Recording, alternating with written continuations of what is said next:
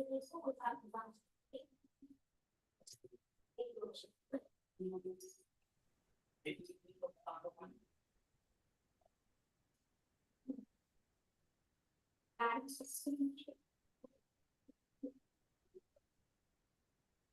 evening. Good evening, sir. Good evening, sir. So, am I audible? Yes, sir. Yes, sir. Yes, sir.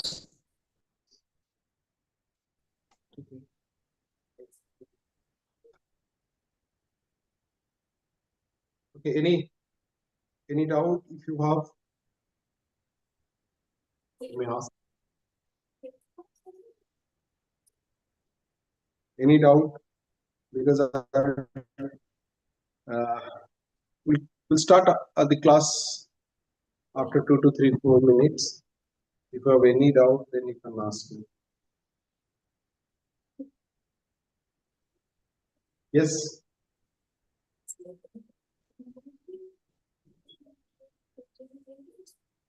Or shall I start?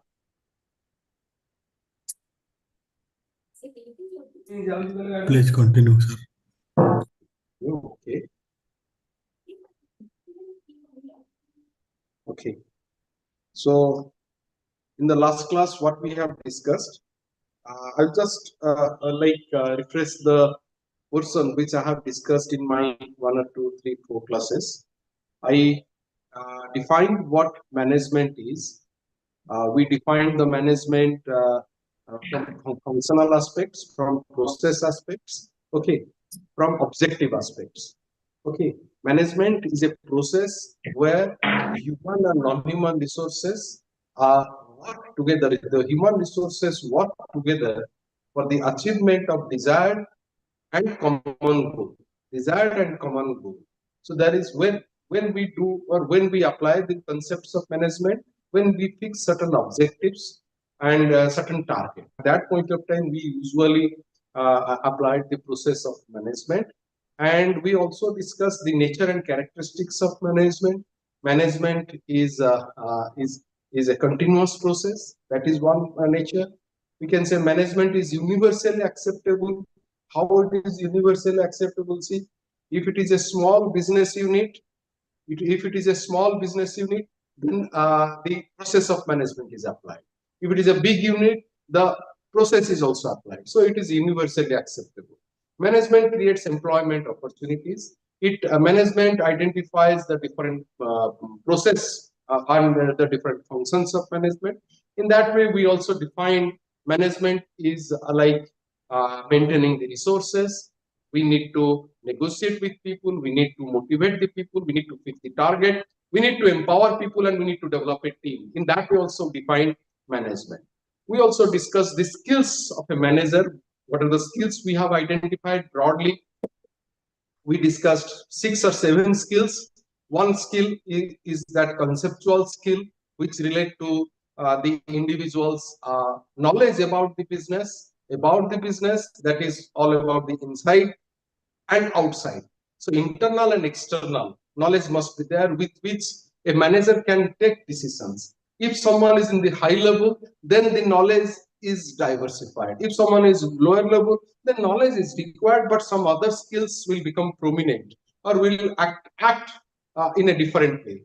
So we identified some skill component, and it is not that only with a manager those skills will be there. It is needed for all. So wherever we are going, what kind of work we are doing, we should have some kind of skill. We need to develop. We need to realize what kind of skills are required. So in particular, we discussed one is conceptual skill, one is decision making, diagnostic or analytical skill. Okay, another is your humanitarian or behavioral skill. We should have the skill in that way. We need to manage so that we can understand the behavioral aspects of the people. So that is also required, that we discussed. Another is your political skill, communicational skill, then ethical skill, so technical skills. So these are the skills which we have discussed. Now, at which level, what kind of skill will become prominent, that also we have highlighted. In fact, from my point of view, all the skills are required. Basing on the desire, basing on the requirement, we need to use or we are using those skill components. Okay. So that we have discussed. We discussed the role of a manager. What are the different roles of a manager? So what kind of role we play? Suppose in the class I play different type of role. When I go outside the classroom or in the examination hall, I will play a different type of role. So roles are keep on changing. That means a manager must have the ability, or it is a good quality with a manager that if he is able to change the role as per situations, circumstances, conditions. Okay, so that we have also discussed. The nature and characteristics of a manager, that we have also discussed. So these are the components which we discussed in the last class. And we also discussed the functions of management. What are the different functions? Functions can be discussed. If it is a question of 5 marks, then you elaborate only post-call. What is post-call? P stands for planning, organizing, staffing, directing, coordinating, regulating, and positive. So this is all about your post-call. If it's a question of 5 mark or 8 mark, even if you are getting a question of 12 mark, then you can also elaborate in a bigger way. That you may define each of the function, then what are the nature characteristics of each of the function, you can elaborate it. If again, if you are not getting much, I would say, point on that, then you define primary function as well as secondary function. Management functions can be divided into two ways. One is primary function, another one is a secondary function. Now, what secondary function, that we have also narrated, that is all about motivating, leading, communicating, decision making, and innovating. So I have also defined how motivation is a function of management, how decision making, innovation, leading, communication, these are the different functions of management that we have discussed. METB you can also write from managerial point of view. From administrative point of view, the functions are post-curve. From managerial point of view, the functions can also be discussed. I have not discussed those. So, but still, you can write from manager's point of view. If you are working in marketing, then what are the functions? If you are working in finance, what are the functions? If you are working in HR, then what are the functions? And if you are working in production, then what are the functions? You can also write in that way. So, but planning, organizing, staffing is inherent. It is there with each and every department. So, what are the functions of a marketing manager? What are the functions of a finance manager, HR manager, and production manager? Yes. Any doubt? So, in that way also you can define the functions. We have discussed the functions of management. So today I will discuss one question which relates to Unit 1 and Unit 5. The question is, last class question. Who can tell me the question? Can anyone tell me the question? Today I told to discuss that question in the class. Yes. Write down the challenges faced by the manager in 21st century. Discuss the diversified role played by a manager. Very good. Now tell me, what are the challenges which we are facing? In one side, the challenges are there, and in other side, the role or steps, we can say steps, should be taken by the organization or the manager to face such challenges. Now, challenges are positive or negative, that we need to identify. So see, a chapter is there in your HRM, conflict. Conflict is positive or negative. From my side, I can tell, if you ask me, then I will tell conflict. Can anyone tell me conflict is positive or negative? It's negative. Yes, it is negative. Okay. Negative. Negative. Okay. Anyone? Conflict is positive or negative?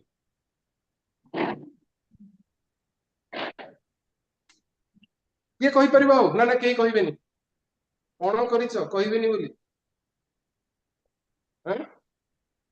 conflict is positive or negative? So he stated positive, negative.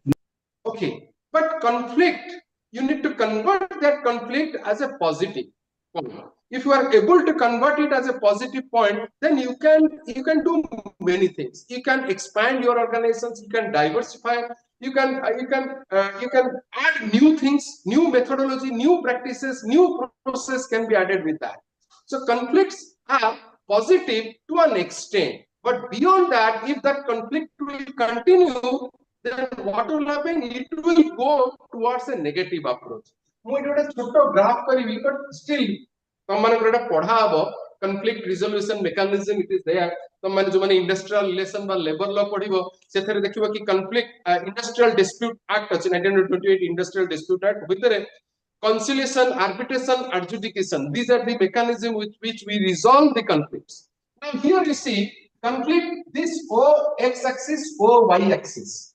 Now O x axis, this is 0, this is conflict, higher conflict. The more you will go up, you will see the conflict is increasing. The more you will go up, the conflict is increasing. Okay, then now what will happen? Now this side is your sorry. This is your conflict side. I'm sorry. This is your conflict side. I have to change for the one. This side is conflict. So the more you will go towards X, the conflict is increasing. And this side is your growth side. This y axis represents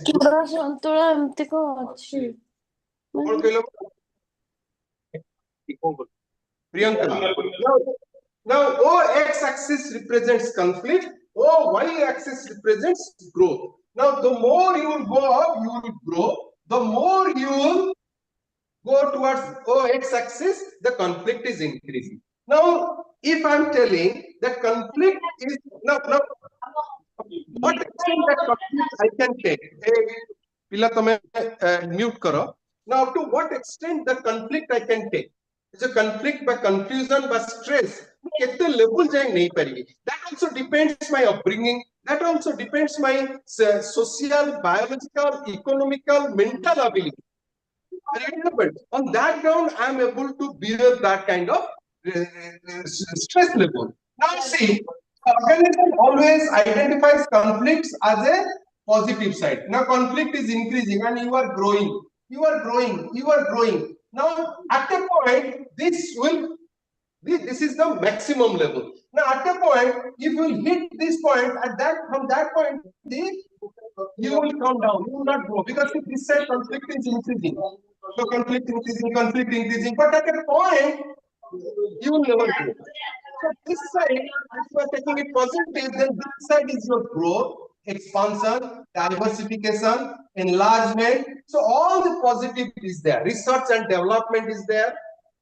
Now, beyond certain point, if that conflict will continue, then what will happen? It will be identified as strike, lockout, gherao, pin down, slow down. These are the different forms of strike. The conflict is increasing, but you are not growing from a particular point. Now, similarly, the same thing happens with the challenges. The same thing happens with the challenges. The same thing happens with the challenges. Now, the more you are getting those challenges, you will grow, but to a particular point. Beyond that, when you are unable to resist, you are unable to sustain. Beyond that, if the challenge is still continuing, still persisting, what will happen? You will not grow. You will fall down. The industrial sickness will happen. Sick is your organization. So what are the challenges are there? We need to identify. We need to do different kind of research so that what will happen? You can do some diversified work. You can restructure. You can re-engineer the organizations. Now, what are the challenges which we are facing? Can anyone add some points to that? The different challenges of organization, please. Anyone can tell me the different challenges? Yes. Competition. Very good. Competition is one challenge. Excellent. Next. Economic condition. Economic condition. Then next. Automation. Yes. Automation. Automation. Very good.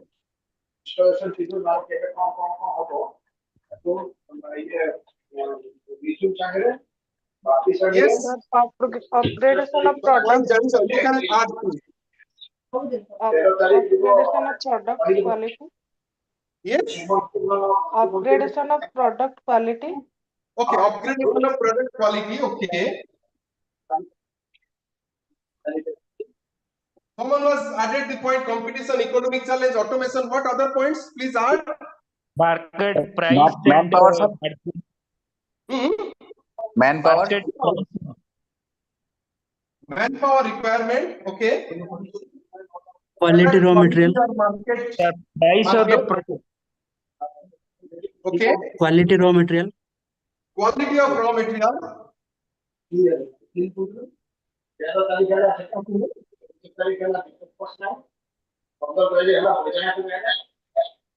What else? Transportation maybe. Okay.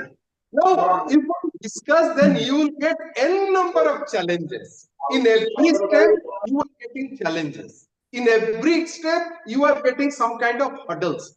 Challenges are the hurdles or are the obstacles which we usually face on the practice or in the process. Now, we need to jump on it. We need to work on it. We need to do research so that those challenges can be identified as your growing aspects. So if you go with such challenges, then you can upgrade our product. Okay, very good. Now what we can do, we can do some different thing. Constant innovations are required. Now, what are the challenges which we are facing? So the points what you have added, a student had added competition. I will start with that. Very good. You have said some points which are key points. One is competition. Now, what competition is actually? What competition is actually? How it works? Competition. How it Competitors' works? product. Yes. Competitors' product is Competitors' giving a product. chance. Okay. Okay. Now see, competition is that it is between two similar kind of company. They compete with each other. Now, what happens? Suppose a company is there, Coca-Cola. Another company is Cola. So let's say, or Thumbs Up. Now they compete with each other. Now, suppose that company introduces a new kind of product or a new kind of shape of product or with a new taste, or the company is giving some discount. Instantly, you will see such kind of discount or such kind of product in the other company. Now, if they are not able to give or if they are not able to match, then what will happen? That company will go away from the market. To retain, to sustain, or to maintain in the market, we need to compete with our competitor and need to give similar kind of product or else diversified or upgraded product to the market so that we can retain ourselves. That is all about your competition is the biggest challenge. Next is that you have stated manpower. I'll change the language as human resource challenge, HR challenges. Now, HR challenges is the biggest challenge also. The reason is that the employees, those who are working with us, we need to fulfill their need, demand, requirement. Sustaining manpower is the biggest challenge. Retaining manpower is the biggest challenge. Retention of manpower is only happen when we are able to fulfill their unspoken need and desire. Right?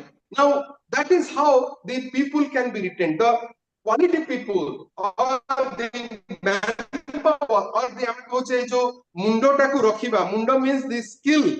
If you want to retain the skill component, we need to fulfill their need. Now, how the challenges we are facing from manpower side?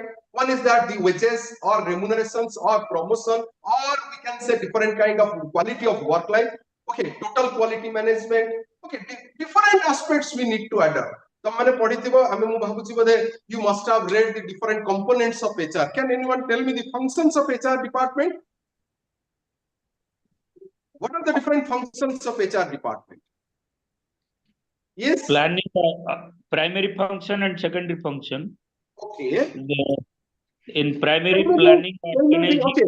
Forget about planning, organizing, all those. Tell me the key HR functions. That I understand. Primary Manpower functions. requirements, sir. Motivate the employee. Requirements. Manpower requirement. Recruitment. Manpower requirement. Recruitment. Yes. Recruitment to retirement. Training, sir. Training. Recruitment to retirement. Hiring to firing. Now, what it includes? What it includes? What it includes? Recruitment, selection. Training and development. Which one will come first, recruitment or selection? Recruitment will come. Recruitment. Recruitment. Nijukti or choyana. Okay, Nijukti and Chayana, these are the two components which are tagged each other.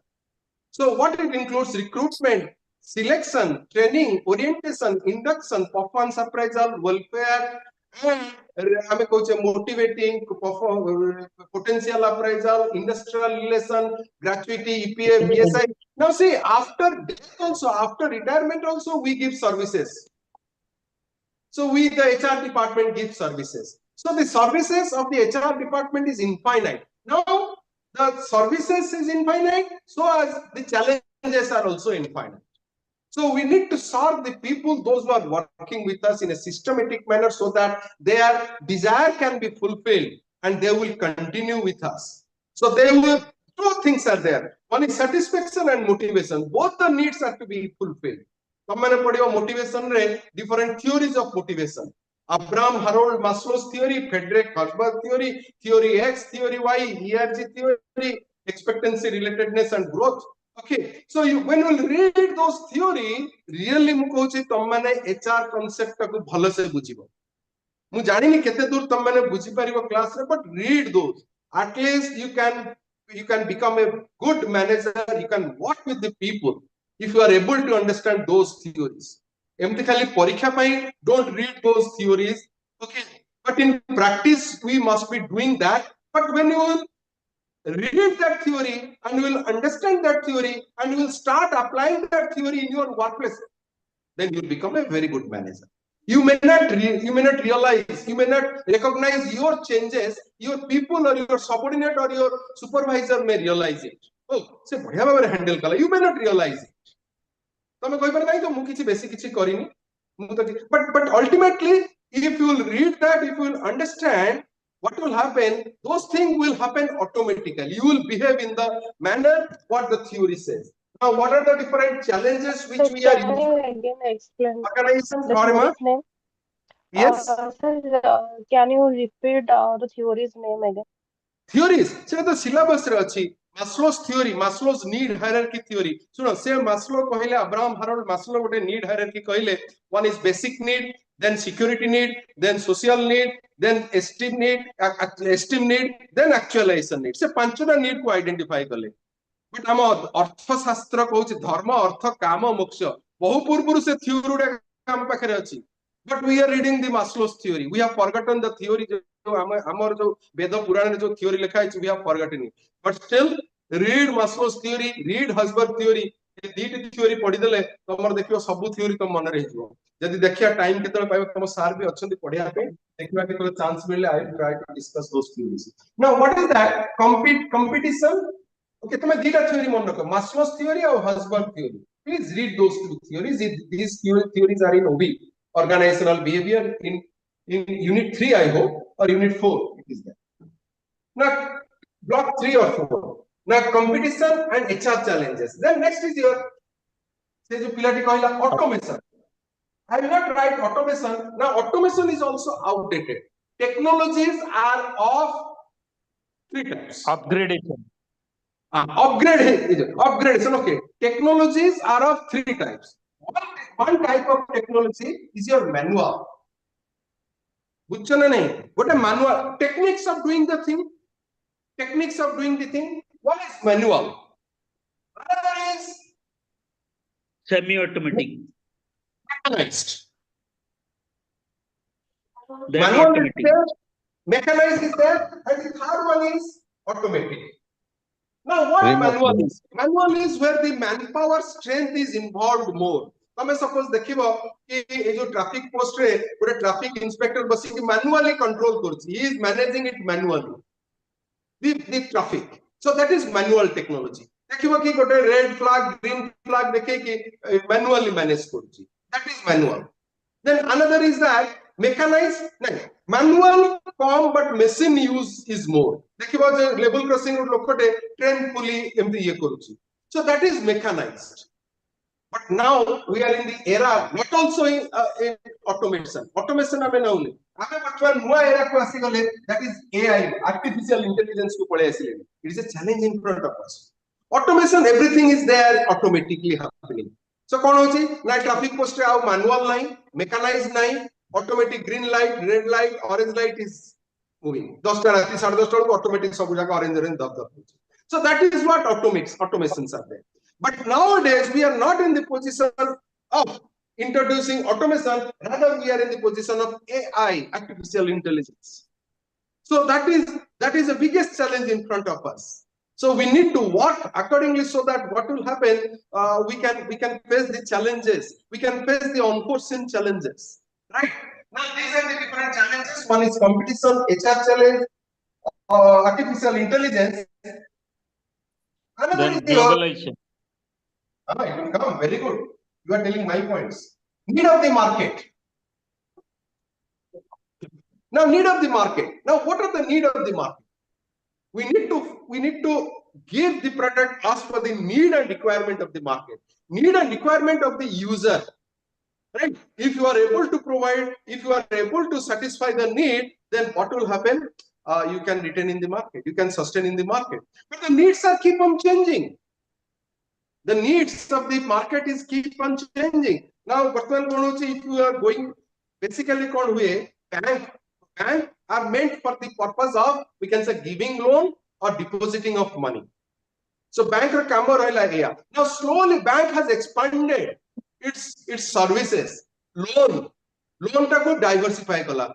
Loan दरकार किसी loan आगे नहीं होती. मुझे जब गली उठे bank से काउंटर जे बस से सर लोन नो ना बोल की लोन कार लोन दरकार नहीं सर अपना स्टडी लोन नो ना सर अपना बड़े फैमिली लोन नो ना सर अपना house loan no. See, the loans are of different types. जो Horlicks future Horlicks are of different types. Mother Horlicks, father Horlicks, diet Horlicks, sugar free Horlicks, chocolate Horlicks. See how the products are keep on changing. जो pouch concept आसिला 50 पैसा टंकाटे 2 टंका 5 टंका 10 टंका एडो बड़ packet बड़ packet. Now why such kind of products are available in the market? To reach to the poorest to the richest, or to the low user to high user, so that what will happen, we can satisfy, we can retain them. That is how the need of the market, need of the users have to be fulfilled. We need to go accordingly so that the customers will retain with us. That is how the need of the market, need of the user have to be fulfilled. Now, what are the challenges? One is competition, HR challenge, artificial intelligence, need of the market. Next is your globalization, what you have stated. Now, what do you mean by globalization? Globalization is all about crossing the boundary of the country, selling the product with the same brand, with the same taste, with the same logo. Globally product recognized. Now, global products are putting challenges in front of the local. Now, suppose for example, they must have seen a soda bottle. How many of you have seen that bottle? Yes, sir. Huh? Yes, sir. Green color bottle. Is that product is available? Now, Upgrade version. upgrade version asila. Kahingi to retain in the market. Now that the selling aspect of those kind of products, local products, are reduced a lot, because they were the manufacturer of such products were unable to face the challenges from the international market. Now international products are there. Now, if you want to retain in the market, then you need to work on that. Now, it is a challenge in front of the local market. The global market is putting challenges constantly. Now, those kind of challenges are there in banking sector, in finance sector, in manufacturing sector, in service sector, in all the sectors. Those kind of challenges are there. So, what is to be done? You need to work on it. You need to upgrade with all the aspects. See, so simultaneously we need to work. And finally, another is your economic challenges. We need to strengthen our economic conditions. The organization needs to strengthen the economic conditions so that it can sustain, it can support the organization whenever any kind of crisis will happen. Now, these are the challenges are there. You can add many more challenges, but I have identified some specific challenges. So these are the broad challenges. You must have read those challenges in other papers. So these are these basic challenges. Now, the roles of a manager. What are the roles of a manager? I hope you must have also read those roles in different classes, but still I will tell it here so that you can easily remember and you can elaborate, answer the question. See, this question you may get from Unit 5. Unit 5 रे तमे question पढ़ी पारे नहले Unit 1, but more chance रोची Unit 5 रे आसिया, because Unit 5 रे one person says the challenges, the other person says the diversified role or activities to be played by the to be adopted by the manager or the organization to face such challenges. Now, what are the activities are there? Okay. Now, the first activity or role or step to be taken by the HR manager is all about your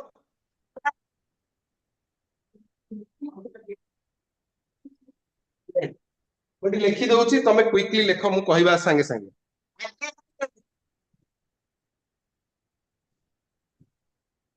जोटा न बुझी पारियो मते पचारिबो संगे संगे attracting and retaining the talent. Now the organization is searching of talent. Who are the talented people?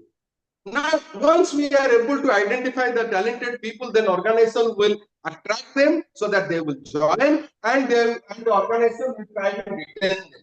So talented and knowledge, these are two different things. Can anyone tell me the difference between talent and knowledge? Talent management, knowledge management. Quota better. You just try to differentiate between these two. Which are transformed and which are transformed. Okay. Knowledge is better. Okay. Talent is better. Okay. Sir, talent. Talent is better. Talent is Quota transform. Now tell me, quota transfer hoba, quota transform hoba. talent is doing Knowledge will transfer. Knowledge transfer. Knowledge transfer haba, talent will transfer. Talent both. These are interrelated, that I understand, but talent is supreme always, right? Now talent is supreme. What is kahibi ki Dhoni, Mahendra Singh Dhoni is a talented batsman. Am I right or not? Wrong? Yes, sir.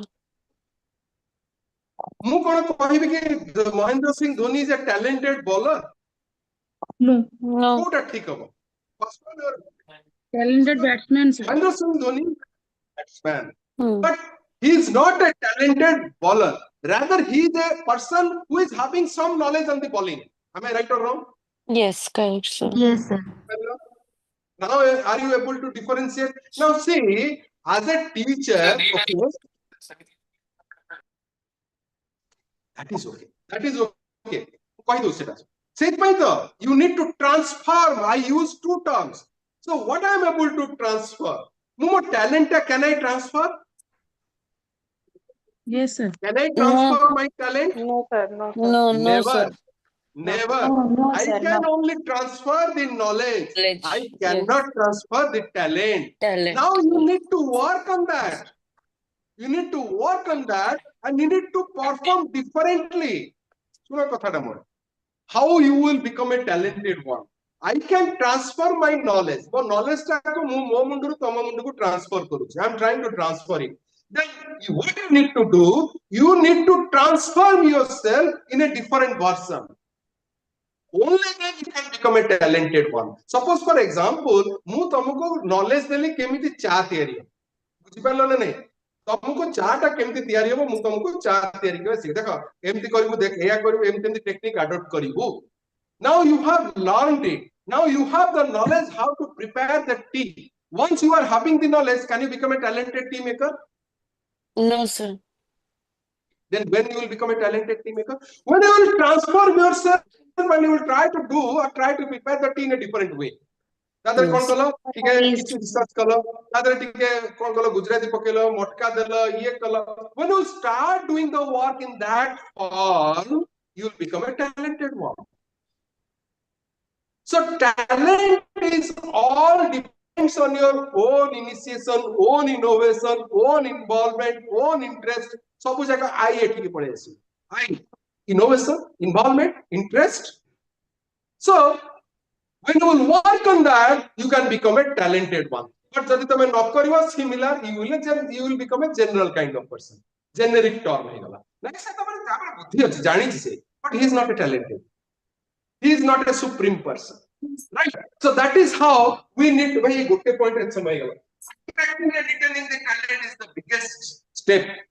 So it is also a challenge, it is also a step to be taken. Then now once it is done, the next is that the organization need to design the best place to work, best place to work. So the organization must work on it so that the people should say that no, it is the best place. I feel happy mu ethi asile hochi. So you should develop your organization in such a manner so that a person must feel a home away from home. Woman after kamo kurcha seman dekho kete samay doucha. See, now it is 7, it's going to 7. I came here today at 10:30 or 11. Today is a holiday for the teachers. Amana my teacher manakara je university chuti, but still I am here from 11 or 11:30 still or 7:30. See, so I should feel that this is the best place for my performance. So if those kind of thing is not there, then other things will not happen. So organizations should develop a place where the people should feel free, comfortable to work. If those things will not there, then the person cannot function. So it will be very difficult for the person to function. Next is creating competitive environment. Then next is that the organization must create a competitive environment where people will compete with each other. Now, how it is helpful? Can anyone tell me how it is helpful? Yes. Employ मैंने तांकर improvement करिया को इच्छा रखिबे आउ जनकटू better performance केमती कर परबे कई तांगा नॉलेज को से माने बेसी utilise करिबे. Right. But Yes. in which way it will help? So if we are able to create a competitive environment, then I'm asking questions, you are answering the questions. In that way, people will compete with, I will give a target. Now, how the competitive environment is created? Now, those people who answer questions, they will get better marks, or they will get 5 marks extra. Now, this is how the competitive environment is created.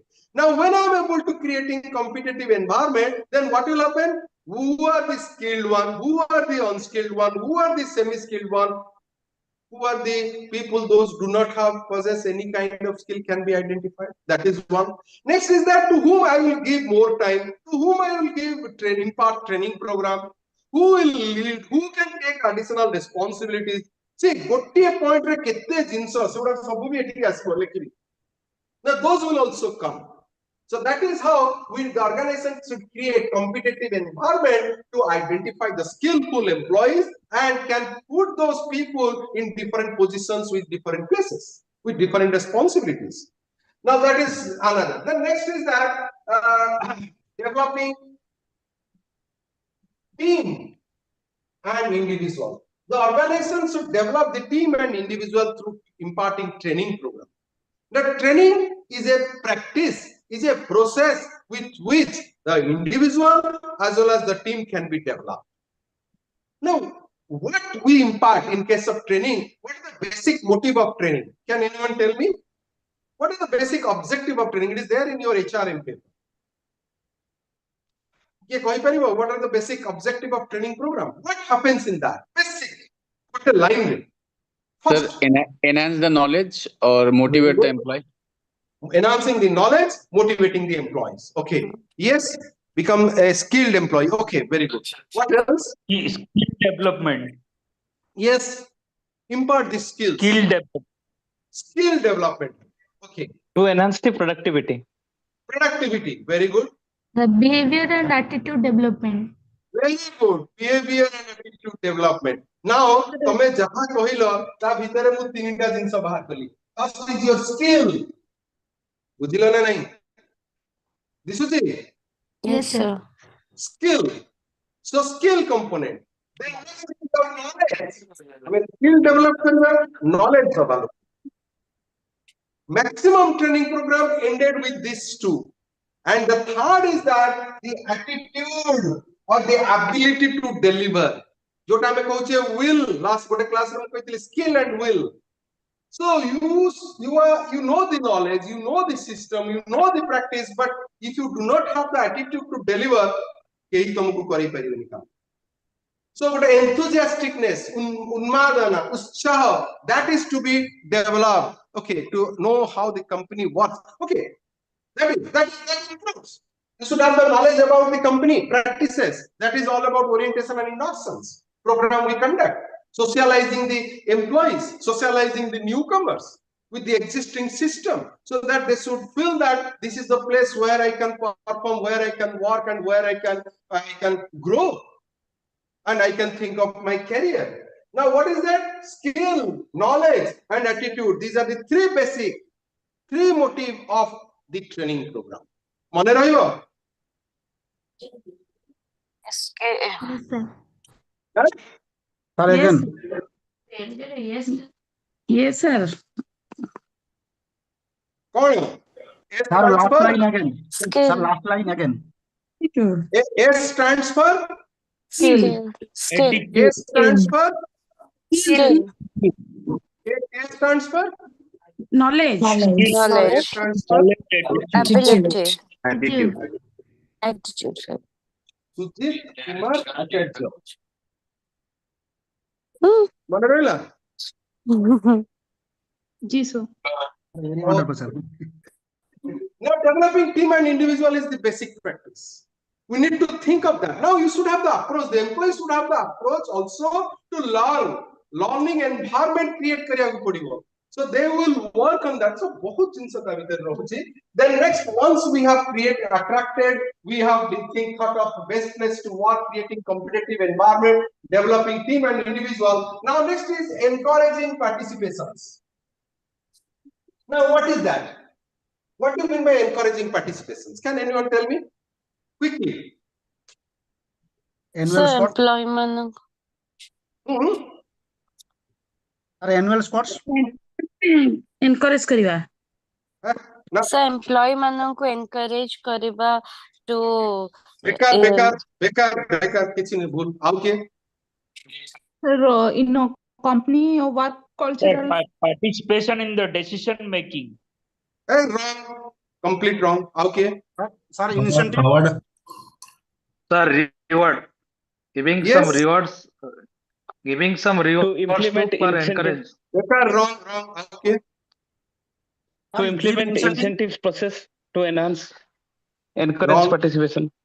no, wrong. So share responsibility. Very good. Thank you. अच्छा मते कुह मुझे तुम मैंने answer दे दे आसिलो मु अधा पिलां को कहली रॉन्ग बेकार बाजे आंसर दोच ये लास्ट रे कहली वेरी गुड जो मन को कहली तम केमति लागला हाउ यू फेल्ट खराब लागला ना भल लागला खराब लगला. Discourage. खराब मुझे तमे आउथर आंसर दिया you answer the question once again what is encouraging participation जहां जहां बिगड़ी के कहली answer the questions once again Sir, bad must be good in better ways. Very good, excellent. What else? The employees, sir. Very good, Sir, excellent. employee involved in the management for decision making. Done, excellent, good points. See the difference. In the first instances, what I have done, I have discouraged you. In the second instance, I have started encouraging you. Now, when I started discouraging you, then what happened? You restricted yourself to answer the questions. And what happened? Those who wanted to answer, they also kept quiet. So encouraging participation creates involvement. It creates interest. It creates one kind of enthusiasticness among the employees to participate. Now, organization should encourage the employees to expand, to enlarge, to expand the career and think of the succession planning, career planning, succession planning. Okay. Now, बुझी पारलो पिला माने? Yes, sir. Okay. Now, what is that? What are the different steps to be taken? One is attracting, retaining the talent, best place to work, creating competitive environment, developing team and individual, encouraging participations. Then next is your fair employment opportunity. Fair employment opportunity. Now, what do you mean by fair employment opportunity? Jaha kohu, taha kor. It is very open, clear, transparency, genuineness, openness must be there. So with that, what will happen? There must not be any kind of hidden terms and conditions. All must be open. So in organizations, when you are joining, so during the orientation induction, all the instructions are given. There should not be any kind of hidden restrictions. So fair transparency must be there, with which what will happen? A better work culture will be developed. Organizational culture will be developed. Now, this is all about fair employment opportunities. Then next is your goal setting. We have already discussed much about goal setting. So we need to set the goal, individual goal, organizational goal, and group goals have to be set. Then next is your high standard of living.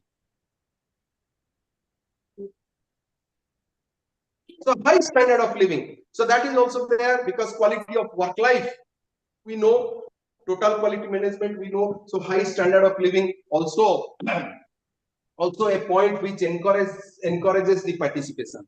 मोर मने पड़े जेतेबेले मु school रे पढुतली I belongs to this Banivihar high school, Utkal university Banivihar high school.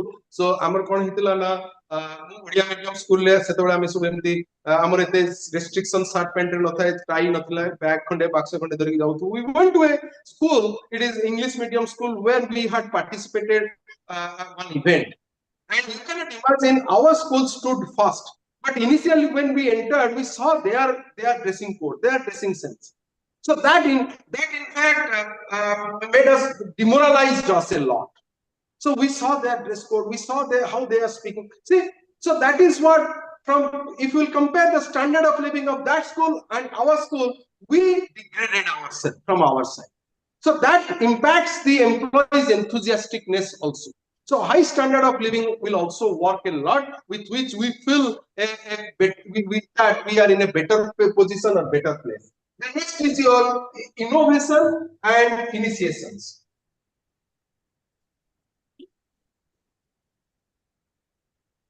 There must be ample scope for innovate and to initiate. So the employees must be encouraged for innovation, more or less for innovation and initiation. Then next is your job satisfaction. मु point गुडा कहि कहि जाउची, तुम माने लेखि चलो. Okay, so please right the points. मु एठी मध्ये लेखि दउची, तापर तमर जोडा डाउट होबा I can elaborate. Then what is that? I will start with once again from first point. Okay, first is that attracting and retaining the talent, best place to work, creating competitive environment, developing team and individual. Okay, encouraging participations, fair employment opportunities, goal setting, high standard of living, innovation, initiation, job satisfaction. Next is your knowledge management.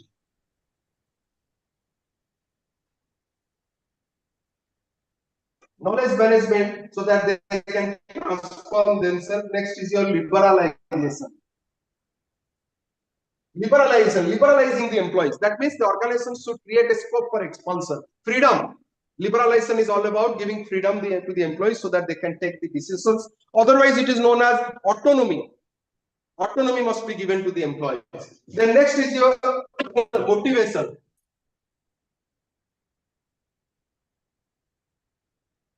Next is your negotiation. पढ़ी पार ना देखुछ पिला माने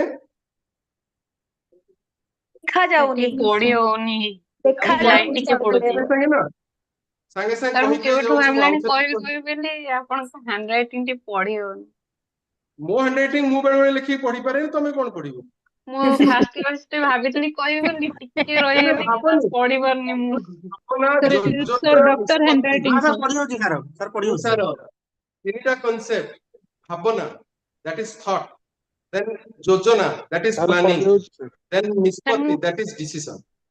sir आइलु मो offline class ले direct कहबी एबे भाई कोतली मो सारा को अक्षर So भावना, jojona, nispati. ଶୁଣ ସାର୍ ତ ବେଳେ ଲେଖିକି ନିଜେ ପଢି ପାରନ୍ତିନି ଶୁଣ ମାନେ କଣ ହୁଏ କହିଲ ଆମେ ମାନେ ଯୋଉ ଟିଚର ମାନେ ଅଛୁ ମୁଁ ଯଦି ସ୍ଲୋରେ ଯିବି I take 40 classes to complete this paper, more than that even. More than that even. Because each point I can tell 10 to 15 minutes. If I go with that, then what will happen? I am speaking a bit faster. And you can imagine how much energy we are wasting while taking the classes. Okay, so constantly looking at a screen, looking at you, kette jor re, kette speed re tame kahibo ebang you should be in that track. Track re epot sepot hoboni. So it is a race. And ultimately तुमको मु try करूची तुम बुझो पाठटा बुझो at least जति के पिला अच्छा 50 अच्छा 60 अच्छा 70 अच्छा you those 60 or 70 should understand this subject ता भीतर जदी 50 पिला बुझी गले मोर परिश्रम सार्थक हो still side by side मु ताको डिटेक्ट करूची पॉइंट ता just write it okay code पढि परलनी एटू knowledge management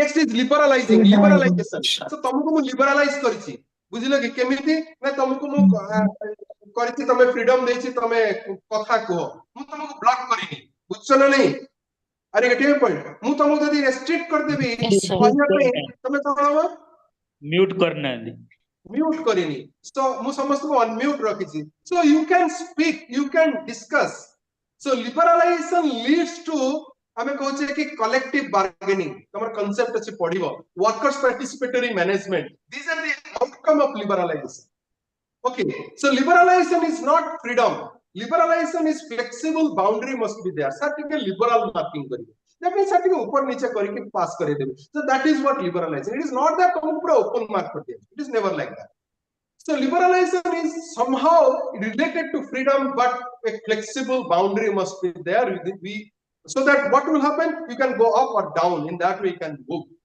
so that is what it must be there in the organization then next is your motivation so motivation parameters are there which leads to create enthusiasticness among the employees to perform better okay so then next is your negotiations we are negotiating with the employees the employee are negotiating with the employer the employer is also negotiating with the employees or the two colleagues two employees are negotiating with each other when you are going to the market you are negotiating but you are going to a fruit shop and you are negotiating you are like bargaining negotiation is otherwise known as bargaining and the person is telling what is the 1 kg of apple it is 250 250 kahi ki 250 200 korna na habani see that person is you are trying to negotiate 220 kar 210 kar 225 kar you are trying to na 230 now both the people are coming to a point 230 rupees is per kg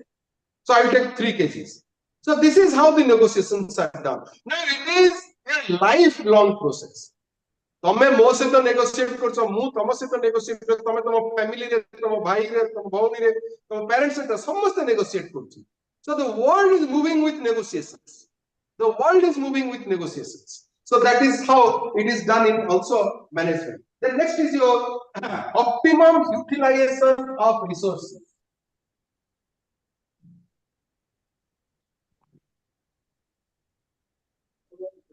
So what is that? Optimum utilization of resources. One concept is maximum, another is optimum, and the third is minimum. Which three concepts: maximum utilization, optimum utilization, minimum utilization. Now I prefer optimum. Now what do you mean by optimum? Optimum is all about whenever it is required, use it. So optimum will reduces the wastage of resources. It reduces the wastage of resources. When it is required, use it. Whenever it is not required, stop it. Organization disasters management. You will read that paper in second semester or third semester. When we think of that, when we want to reduce the risk level, we want to reduce the wastage level, we go with optimum utilization of resources. Suppose I am in this classroom, the ACs are on. Now when I am there, this fan and AC light will on. When I am not there, I will stop it. So I will switch off it. So that is all about, okay, inventory control can be happen in a better way through optimum utilization of resources. The inventory can be controlled, the inventory can be managed, or inventory can be recorded. Okay, आमे कहूचे कि तुम मैंने पढ़िबो आगु को inventory and store ledger bin card सब पढ़िबो कोन सेटा लिफो फिफो हिपो एउडा सब भी तुम मैंने पढ़िबो LIFO last in first out FIFO first in first out HIFO highest in first out so you will read those concepts तुम जदी इंटरेस्ट हो you will certainly read those concepts ये वाला सप्लाई चेन में ही तो बिलोंग करता है ना सर? निश्चित निश्चित these are all in production and operation. You will read those when your teacher will teach. I hope this paper is there in your and you also everything. Cost and management accounting. Cost accounting. Very good. Resources can be man, machine, material. Resources are man, machine, money, material, method, and market. Market is all about goodwill. Okay. Sir, Now, sir, optimum utilization of resources हमें सब को optimum करिबा जो भी दरकार खाली resource रे कोने मैन मशीन मटेरियल हमें man machine money material method market सब जगह रे ताको देखिबा रिसोर्सेस को हमें प्रिजर्व करिबा रिसोर्सेस को we will utilize it in a better manner whenever it is required we will utilize it whenever it is not required not waste the resource. Now next is quality of work life.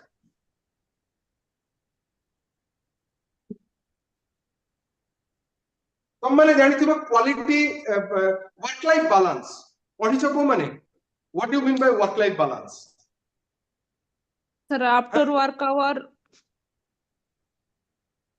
Sir Yes. Work hour finish हे सल्ला परे आउ किछि काम न करिया को सेटा वर्क लाइफ बैलेंस ना ना Sir, that is personal and your professional time दे परथुबे और प्लस भी टाइम दे परथुबे sir my time is personal over. And professional See, Sir, my balance office the time all is over. activities. Why I'm taking this class at 6 p.m? Why I'm taking? Only to facilitate the students. Because if I take this class at 5 to 6 or 4 to 5, then I know the strength is 50 or 60, it will come down more. So work-life balance is something where we need to balance your personal as well as professional life. You should not carry your problem, whatever problem is there with your professional to your personal and vice versa. So we need to balance it. So in that context, yes, in that context, different parameters are there. Those who basically contribute. Your organization is there to contribute certain thing. Your family is there. Your siblings are there. Your friends are there. More and more, you self, you need to balance yourself in such a manner so that the work and life, personal life can be balanced. If it is not, then what will happen? Stress, fatigue, boredom, mental agony, psychological disorder, and तापरे कौन कोचन सब ये जो हमें कोचे psychiatrist पर कुछ को कौन से कोचन एंजाइटी हाँ तापरे जो मेडिसिन का बीपी कोलेस्ट्रॉल भी ऐड करि परिबा कि एतरे कोनटा कोटा में फ्रस्ट्रेशन भी तो okay, that is what is the outcome. If it is imbalanced, then it will happen. If it is imbalanced, Sir, last then point पे anxiety Sir, is last there. point पे ना Quality of work last life. Quality of work life. quality of work life. Okay. Sir, a step गुड़ा कौन steps taken by Steps should be taken by the organization to face such challenges. okay. Steps or role, we can say. We call it environmental opportunity. Okay. That is also there. You can identify it, inter and intra environmental aspects. Next is your re-engineering and restructuring. Sir quality and Structure. Previous video जोटा कहले T cone sir quality and Quality of work life. Quality of work life. Okay sir thank you sir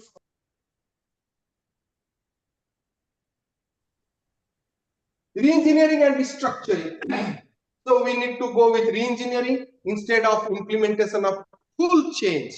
Full change न करके re-engineer करिबा and restructure करिबा. Next is performance and potential. and potential management. Performance manage kariba and potential manage kariba. So that is also, we need to examine, we need to analyze the performance as well as potential. Now, how these two are different, performance appraisal and potential appraisal? How these two are different? Yes? Quick. Performance means you how much he is performing. Potential means he is having the capacity. Capability. Now in both the cases we are storing तमरा skill बा तमरा outcome टा को जो appraise करूचे appraisal. What do you mean by appraisal? Appraisal is all about your examining, evaluating, analyzing the performance. What it includes? Performance, two things. One is your behavior, another is your outcome.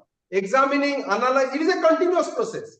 Performance appraisal is a continuous process of evaluating, analyzing, examining, assessing the behavior and the outcome of an individual in the organization for a given period of time. Right? For a given period of time. So, particular tomorrow कौन performance है ची ये जो last session रे ताकू base करके we are giving you the additional task.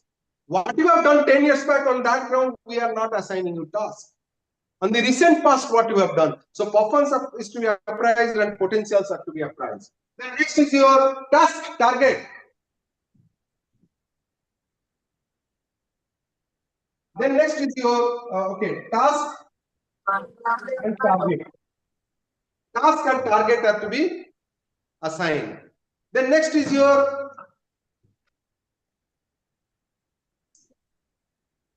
safety, security and security mechanism, secure job and safe work environment. Next is your unity. What a team thibo, unity thibo. And next is your value-based decisions. Value-based decisions. And another one is your work ethics. Work ethics. ठीक है, point गुड़ा को देखी दियो, को point पढ़ी पाला नहीं मैं उधर कही थी, so that I will stop my class today. So what are the points I have discussed? At least मैं तुमको कितना point देली, 23 टा की 24 टा की 25 टा point देली, ताबी तुम मिन कितना ला, 23 टा ला? 23 टा हाँ सर. Okay, 23 टा तो 10 टा point you can remember. Can you remember 10 points? Yes, sir. So elaborate it. Yes, sir. Yes, sir. Yes, sir. प्रत्येक point को जाते 8-10 line लिखी देला. If you are able to write at least 10 to 15 lines in each of the point with examples, then your answer is there. Sir, encouraging participant परठू टिके point गुड़ा आउटरे कहि दियंतु sir. Just check it, cross check it, attracting and retaining the customer, best place to work, best place, creating competitive environment, developing team and individual, okay, encouraging participations, fair employment opportunities, transparency must be there. Goal setting, we have already discussed much about goal setting, individual, group and high standard of living. Okay, high standard. Aparajita. High standard of living. The next is your innovation and involvement, innovation and initiation. Sir, I have one question, sir. Please. Well, let me tell the points, then I will come to you. Okay, Jayashree, I will come to you. Innovation and initiation. Next is your job satisfaction. You will read the difference between job satisfaction and motivation. It is a very good chapter in OB. Job satisfaction and motivation. Next is knowledge management, liberalizing the employees. Knowledge management, then you need to liberalize the people. Then next is motivation. Then next is negotiation, consideration, understanding. This will come. You need to negotiate with the people. You need to consider their need and requirement. You need to understand. Then once negotiation is there, then next is the optimum utilization of resources. Okay, whenever it is required, use the resource. So that will reduce or minimize the wastages of resources.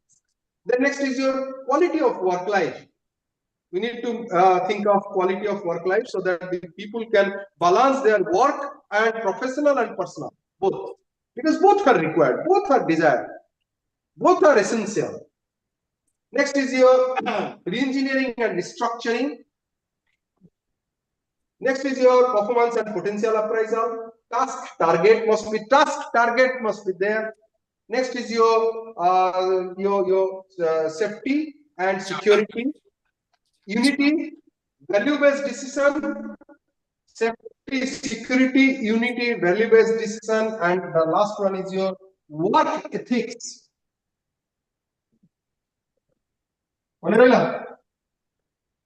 Yes, sir.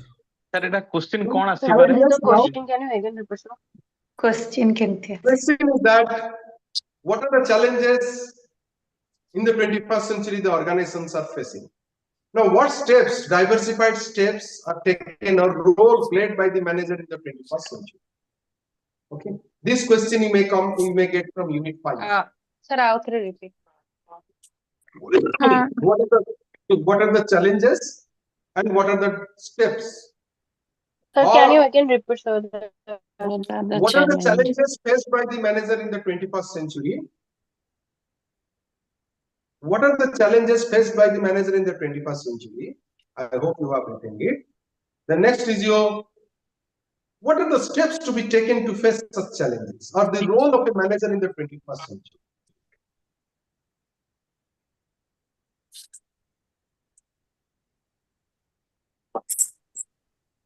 Okay. Now tell me the challenges for which we implement change. Challenges and change. What are the challenges for which we are implementing this change? Sir जो 21st century skill का बात हो रहा है तो इसमें हम add कर सकते हैं ना कि 21st century skill is the totally develop of creativity, team work, leadership quality. तो इसको भी तो हम डिस्क्राइब करके लिख सकते हैं ना सर? जरूर लिख सकते हो, because see you are getting a question of 12 marks. हाँ, You are getting a question of 12 marks and you need to write at least 4 to 5 pages. So you need to elaborate the points. The first is that you need to remember the points and need to elaborate it. Tell me the challenges for which we are implementing changes. For economic challenges, AI, globalizations.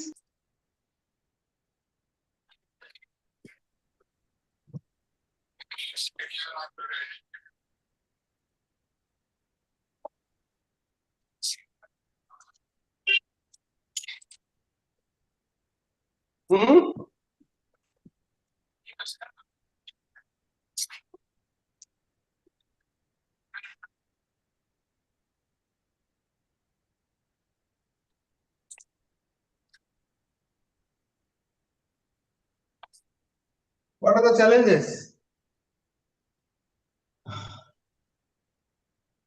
Well, okay. Competition, human resource challenge, automation, need of the customer, globalization, and economic development.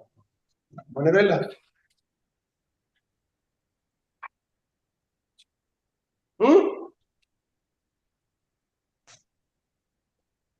I guess. Sir, repeat, sir, once repeat. Competition, need of the globalization, economic challenges. Competition, human resource challenge. Systematically mone rakho. Competition, HR challenge, automation, need of the customer, globalization, and economic development. This is what is change. We implement change for these challenges. Why change? Change is due to this. There is nothing permanent in the business world. Only one thing is permanent, that is constant change. No one can avoid it. If you avoid, then you will go out of the market. Change are due to these challenges. What are those challenges? One is your competition, one is your human resource challenge, automation, need of the customer, globalization, and economic development. Okay. Now the next is Sir, N रे कौन है? huh? N sir, change रे N रे. Need of the and need of market. the customer. Okay. And जो कहली तुमने को step मन रहिला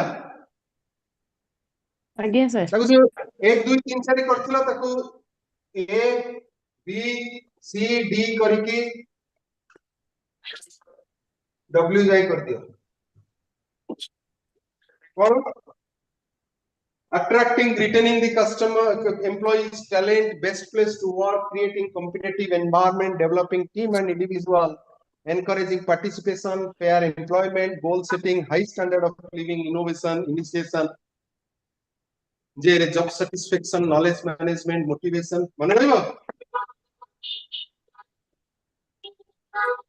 Next sir, ଆପଣଙ୍କର କେମିତି ମନେ ରହିଯାଉଛି? हां कौन कहला ଏତେ ସବୁ ସାର୍ ଆପଣଙ୍କର କେମିତି ମନେ ରହିଯାଉଛି?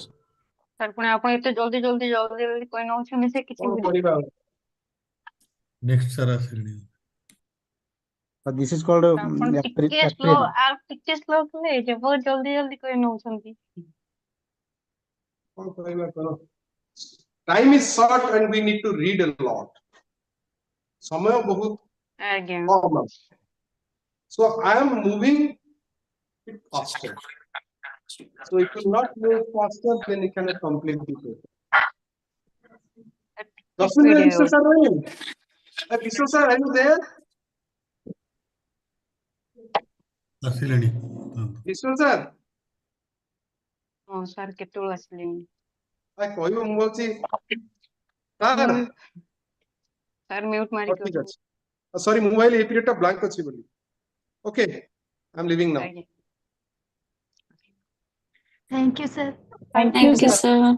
Thank you so much, sir. Thank you, sir.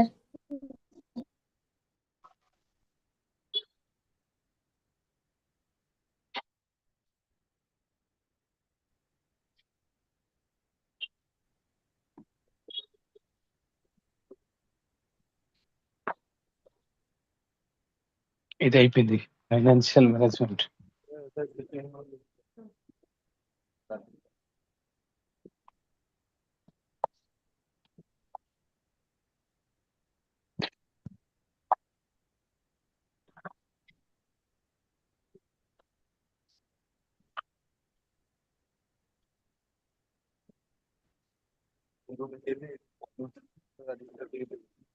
Good evening sir. Good evening, sir. Good evening, sir. Good evening, sir. Good evening, sir. Good evening, sir. अपराजिता विश्वाल किए? Yes, sir. हाँ मते को होस्ट करो Co-host. हमें होस्ट है ये जो Oh.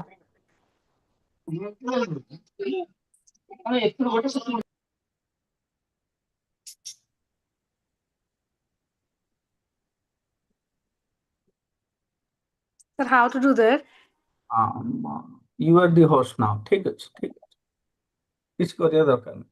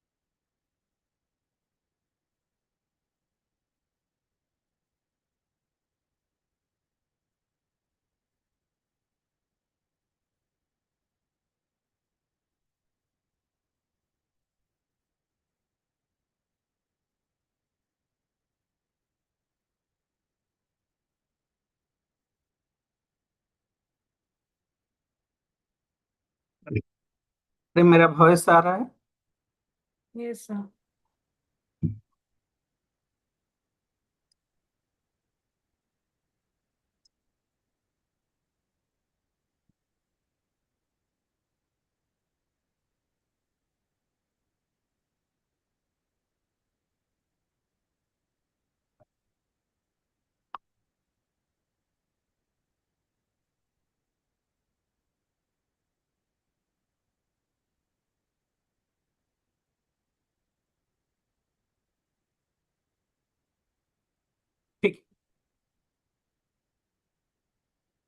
So in our previous class, we are discussing regarding different aspects of financial management.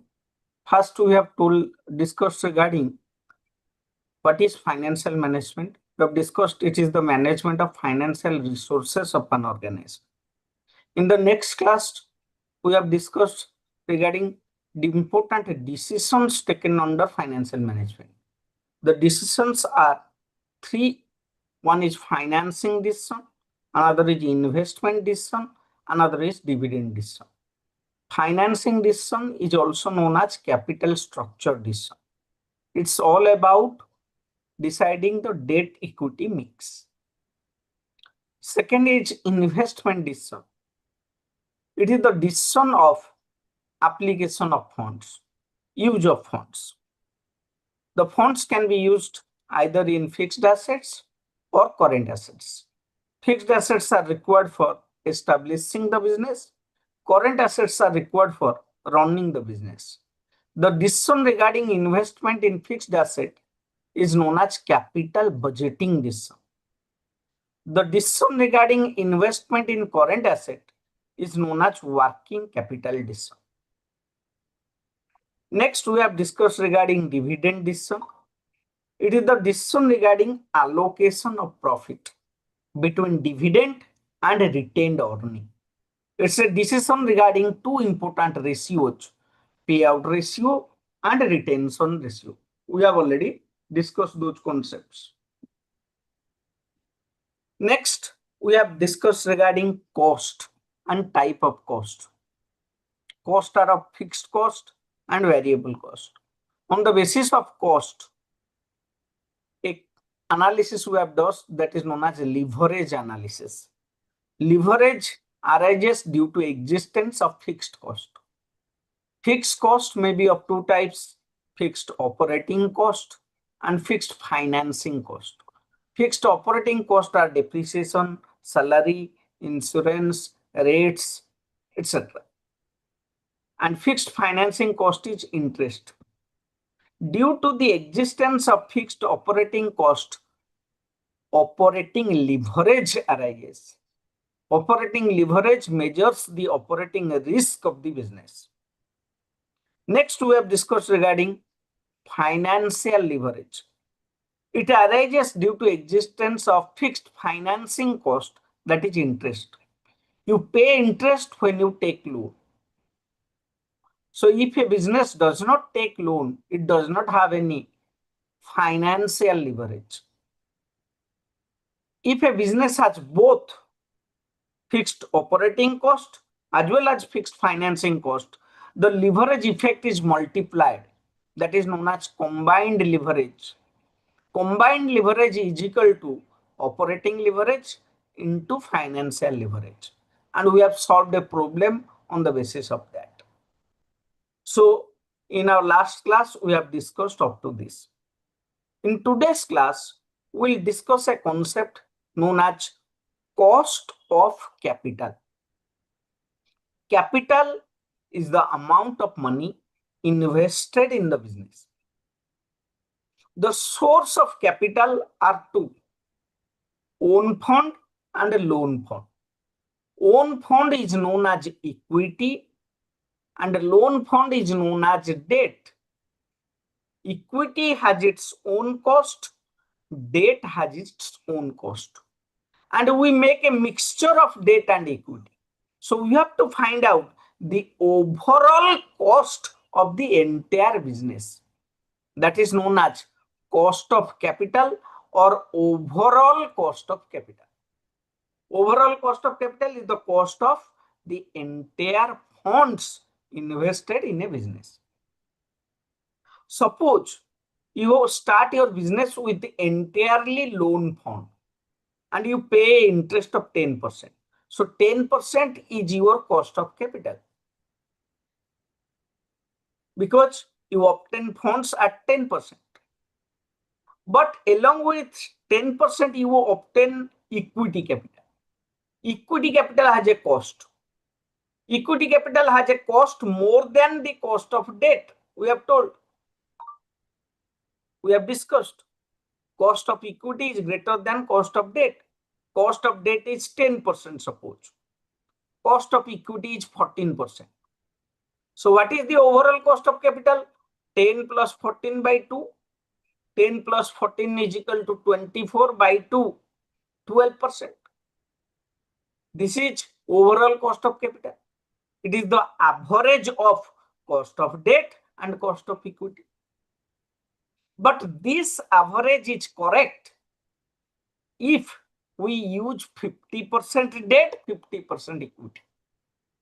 But if you use 10% debt, 90% equity, 40% debt and 60% equity, it means if the proportion of debt and proportion of equity is not equal, in that case, a simple average will give you a wrong picture of the cost of capital.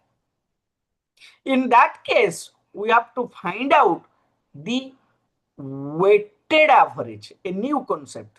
Weighted average.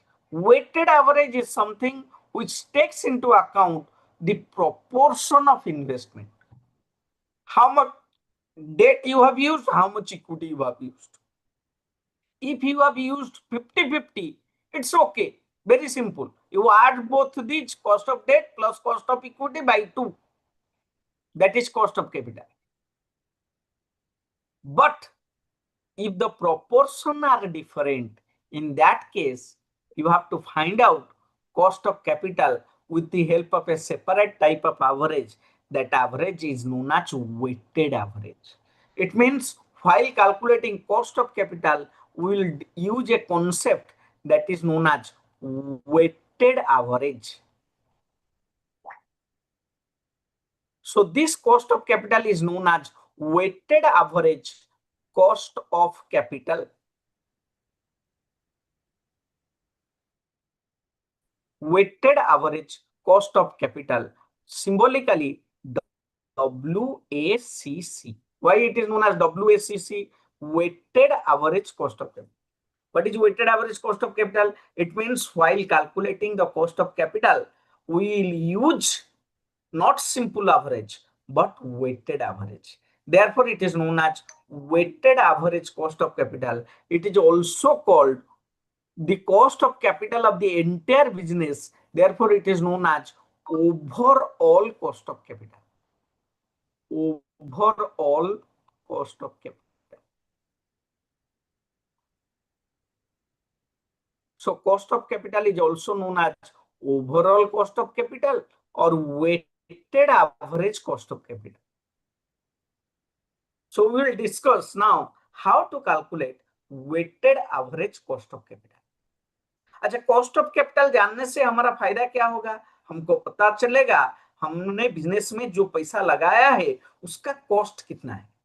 Suppose एक business का weighted average cost of capital 12% है, तो उस business को हमेशा अपना return 12% से ज्यादा कमाना पड़ेगा, तो जाकर उस बिजनेस में वैल्यू एडिशन होगा, वेल्थ क्रिएट होगा. अगर वो बिजनेस 12% से कम कमाया तो उस बिजनेस में वेल्थ इरोजन होगा. सो cost of capital is the benchmark. Cost of capital is the benchmark, is the target of the company. Company has to earn return on investment, ROI, greater than cost of capital. So आपको आपके business का cost of capital निकालना पड़ेगा और business में जो return आएगा आप देखेंगे वो रिटर्न आपका कॉस्ट ऑफ कैपिटल से ज्यादा. आपके बिजनेस का ROI must be greater than cost of capital, so that there will be wealth addition in your business. So discuss करेंगे cost of capital क्या है. फिर cost of capital is used as a discount rate to calculate present value. एक business का present value जैसे निकालते हैं, present value of inflow minus present value of outflow is equal to wealth.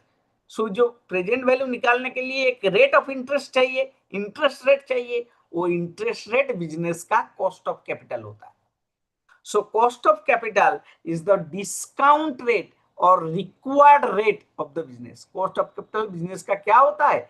It's the discount rate होता है या required rate होता है.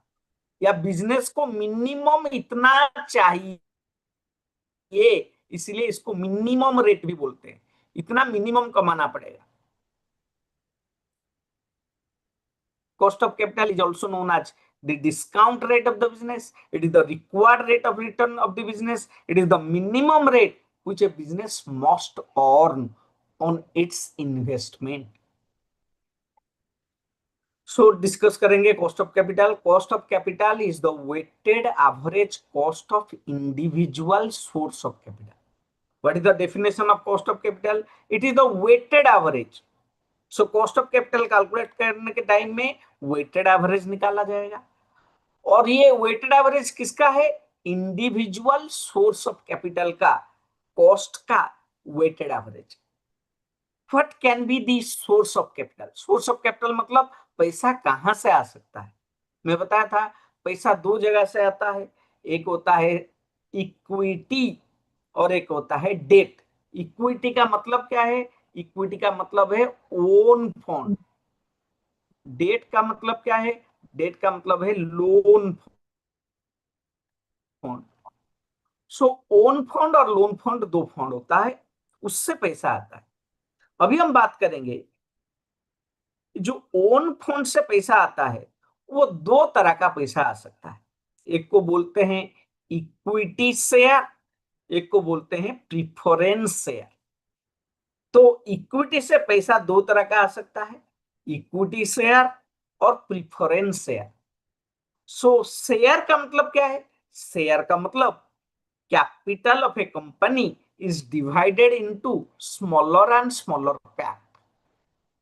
एक बिजनेस का हिस्सा को शेयर बोलते हैं, उस बिजनेस का कैपिटल को हम दो छोटे छोटे पार्ट में डिवाइड करते हैं, हर एक पार्ट को हम क्या बोलते हैं? शेयर।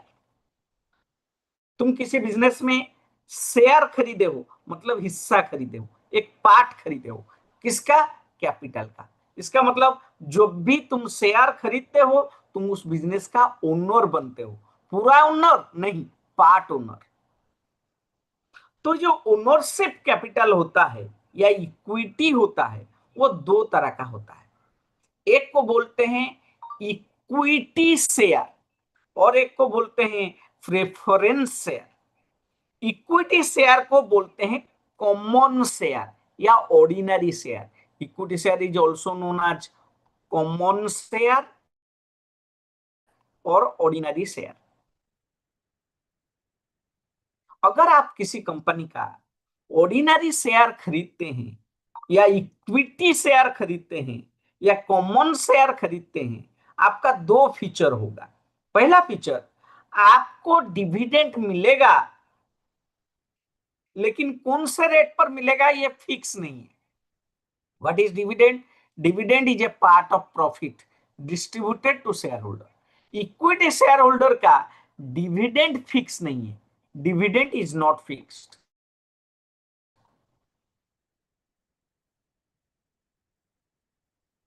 इसका मतलब आपका डिविडेंड किसी साल 0% हो सकता है, किसी साल 10% हो सकता है, किसी साल 20% हो सकता है, किसी साल 200% डिविडेंड हो सकता है, 500% डिविडेंड हो सकता है। डिविडेंड का ठिकाना नहीं है, 0 भी हो सकता है, 5 साल तक नहीं भी मिल सकता है।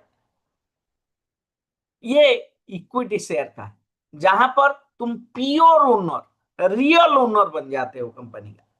तुमको डिविडेंड मिलेगा नहीं मिलेगा वो बात नहीं है, कंपल्सन नहीं।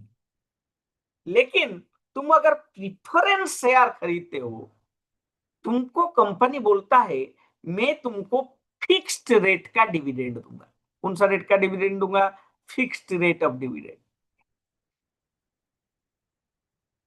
लेकिन इसमें एक कैच होता है, फिक्स्ड रेट ऑफ डिविडेंड दूंगा, 10%, 20%, 30% दूंगा, लेकिन तुम मेरे बिजनेस में क्या हो रहा है इसमें नाक घुसाओगे नहीं।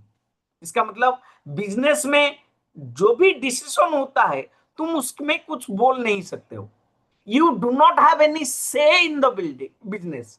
That means you do not have a voting right. Voting right नहीं होगा, लेकिन फिक्स्ड रेट का डिविडेंड मिलेगा। लेकिन इक्विटी शेयर का डिविडेंड फिक्स नहीं है लेकिन वोटिंग राइट है। तुम बोलोगे वोटिंग राइट के लेने का क्या होगा? वोटिंग राइट में तुम कंपनी को कंट्रोल कर सकते हो। So equity shareholders can control the affairs of the company through voting, through votes. Preference shares get fixed rate of dividend, but they cannot control the affairs of the business. जैसे India में हम लोगों के पास में voting right है, हर 5 साल में हम चाहे तो मोदी को भी निकाल कर फेंक सकते हैं, वोटिंग राइट। लेकिन यहां पर सुविधा थोड़ा कम है, डेमोक्रेसी है। चाइना में लोगों का वोट क्या है उनको पता नहीं है, वो कभी वोट देते ही नहीं है, सब कुछ बनाया है, फिक्स रेट का गवर्नमेंट सब दे रहा है, ओनर है, चाइना के लोग भी ओनर है, लेकिन उनका कोई वोटिंग राइट नहीं है, सब फैसिलिटी मिल रहा है।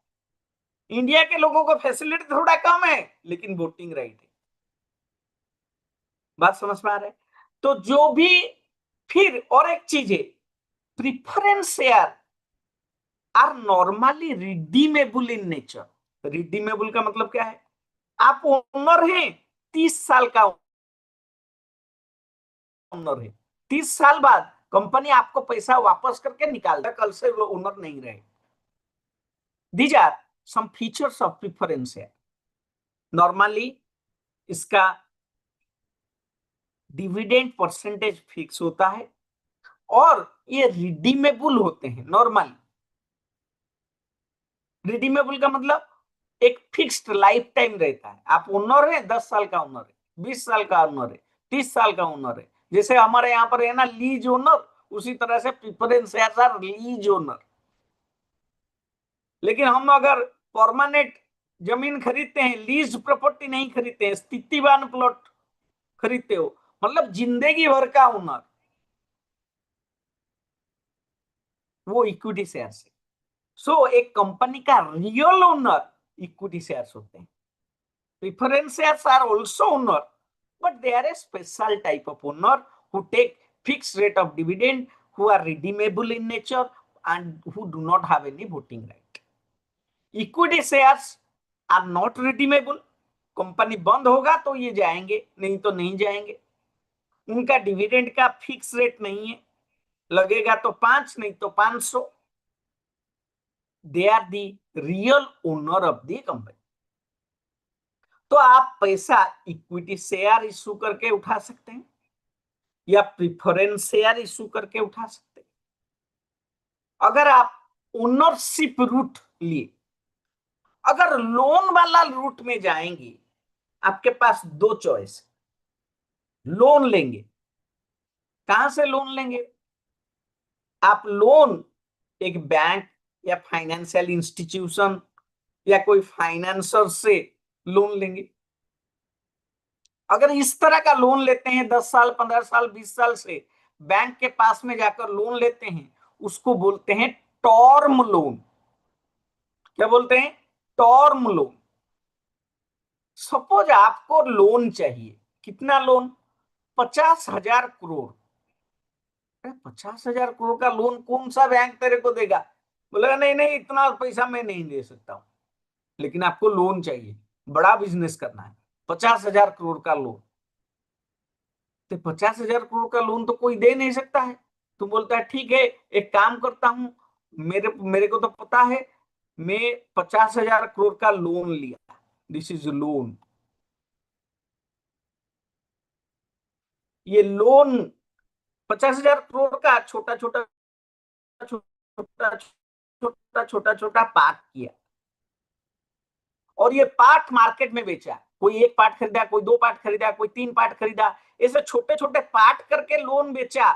जो उसको खरीदे मेरे को लोन दिए, लेकिन छोटा लोन दिए, 50 लाख लोगों से लोन ले लिया और ये छोटा छोटा पार्ट बनाकर लोन लिया। जो एक पार्ट खरीदा है वो मेरे को इतना लोन दिया है। ये पार्ट को बोलते हैं डिबेंचर या bond. There is a difference between share and a debenture. What is the difference? Share भी पार्ट है, डिबेंचर भी पार्ट है। शेयर ओन कैपिटल का पार्ट है, डिबेंचर लोन कैपिटल का पार्ट है।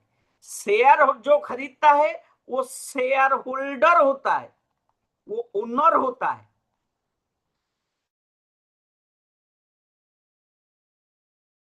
और डिबेंचर जो खरीदता है वो डिबेंचर होल्डर होता है या क्रेडिटर होता है। शेयर होल्डर को डिविडेंड मिलता है, प्रॉफिट का हिस्सा मिलता है। डिबेंचर होल्डर को इंटरेस्ट मिलता है। This is the major point of difference between share and debenture. Debenture को भी कोई कोई जगह पर बॉन्ड बोला जाता है। क्या बोला जाता है? बॉन्ड। तो लोन कैपिटल किसी बैंक से, किसी फाइनेंशियल इंस्टीट्यूशन से 10 साल 20 साल के लिए ले सकते हो, जिसको आप टर्म लोन बोलेंगे। और नहीं तो बहुत सारा लोगों से छोटा छोटा पार्ट करके लोन लेगो, उसको बोलेंगे डिवेंचर या बॉन्ड। तुम जहां से भी पैसा लाओ उसका कुछ कॉस्ट होगा। अगर तुम इक्विटी शेयर इश्यू करके पैसा लाते हो, उसका जो कॉस्ट है उसको बोलते हैं cost of equity. So what is cost of equity? It is the cost of equity shares. Symbolically it is known as KE. अगर तुम प्रेफरेंस शेयर इश्यू करोगे उसका भी कुछ कॉस्ट होगा, उसको बोलते हैं cost of preference share, KP.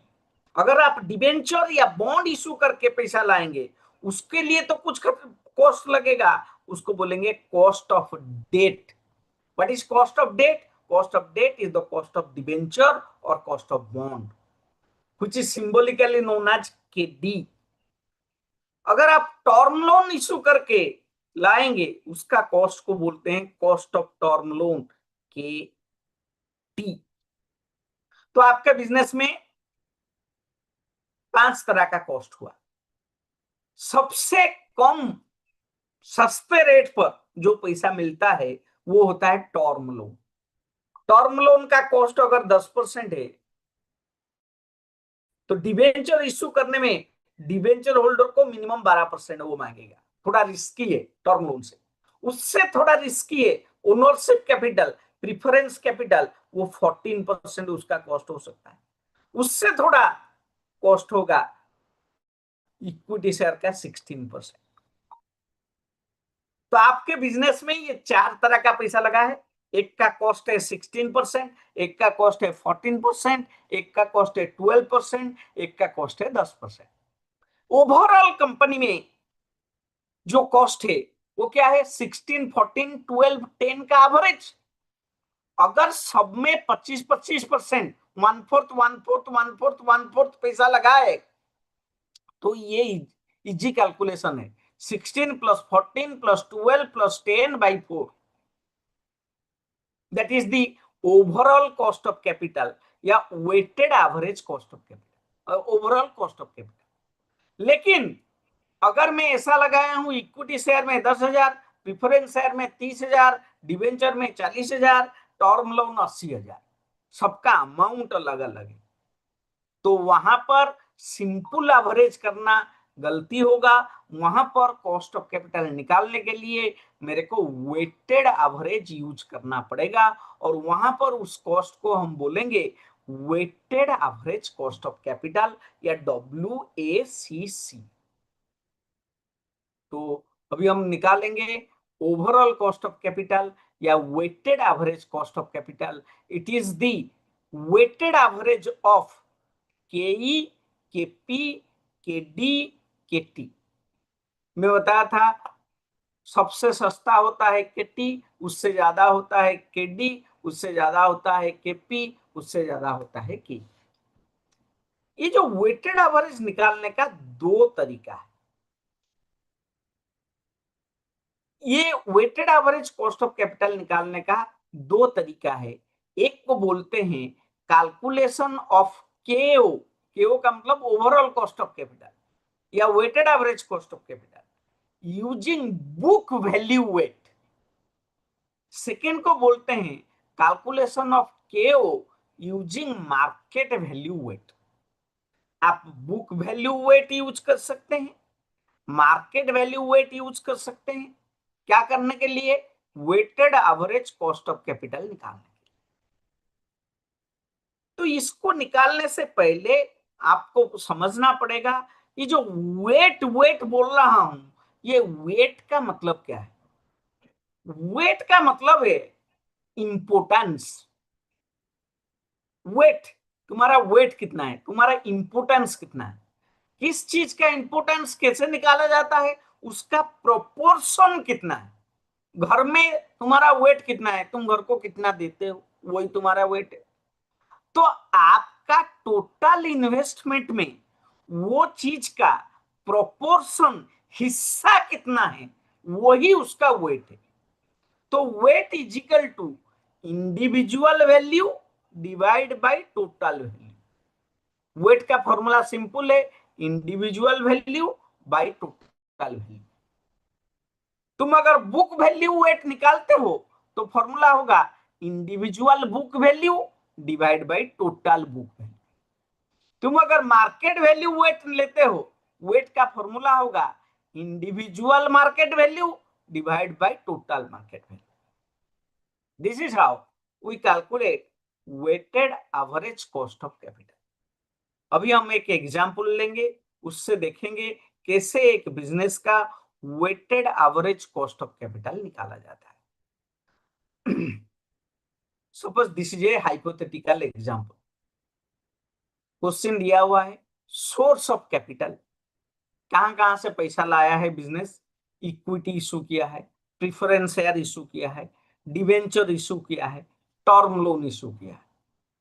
जो इक्विटी इशू किया है वो 50,000 रुपये का, उसका बुक वैल्यू 50,000, प्रिफरेंस का बुक वैल्यू 40,000, डिवेंचर का 7,000, टर्म लोन का 3,000, टोटल हुआ 1 लाख। हर एक चीज का बुक वैल्यू का एक मार्केट वैल्यू होता है। मार्केट वैल्यू का मतलब, बुक वैल्यू का मतलब वो बुक में कितने में लिखा हुआ है, उसको बोलते हैं बुक वैल्यू या फेस वैल्यू।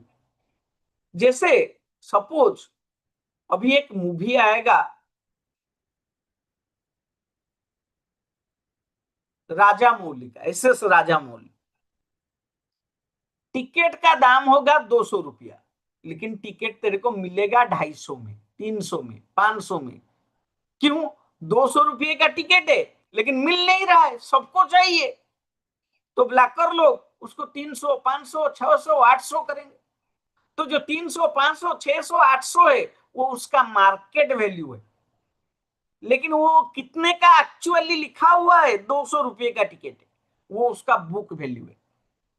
तो इक्विटी शेयर में बुक वैल्यू होता है, मार्केट वैल्यू होता है। MRF का एक शेयर का दाम 10 रुपया है, बुक वैल्यू 10 रुपीज।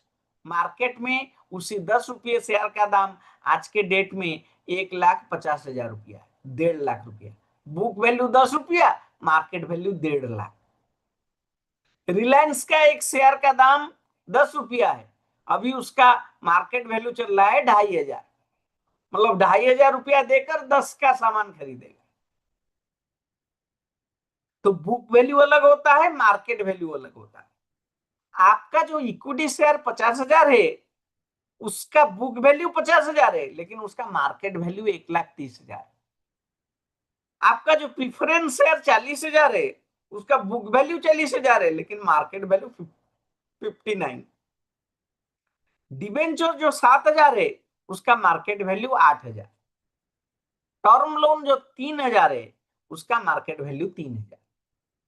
ऐसे करके आपका टोटल बुक वैल्यू हो गया 1 लाख, टोटल मार्केट वैल्यू है 2 लाख। फिर आपका क्वेश्चन में आया है कॉस्ट। इक्विटी का कॉस्ट मैं बताया था, सबसे सस्ता कौन सा होगा, टर्म लोन। सबसे महंगा कौन सा होगा, इक्विटी। कॉस्ट ऑफ इक्विटी को सिंबॉलिकली हम बोलते हैं KE, that is equal to 14%। Cost of preference KP, that is equal to 12%। Cost of preference 12%। यहां पर थोड़ा गलती लिख दिया है, ये KP, cost of preference 12%। cost of debenture 8% KD and cost of term loan 6%.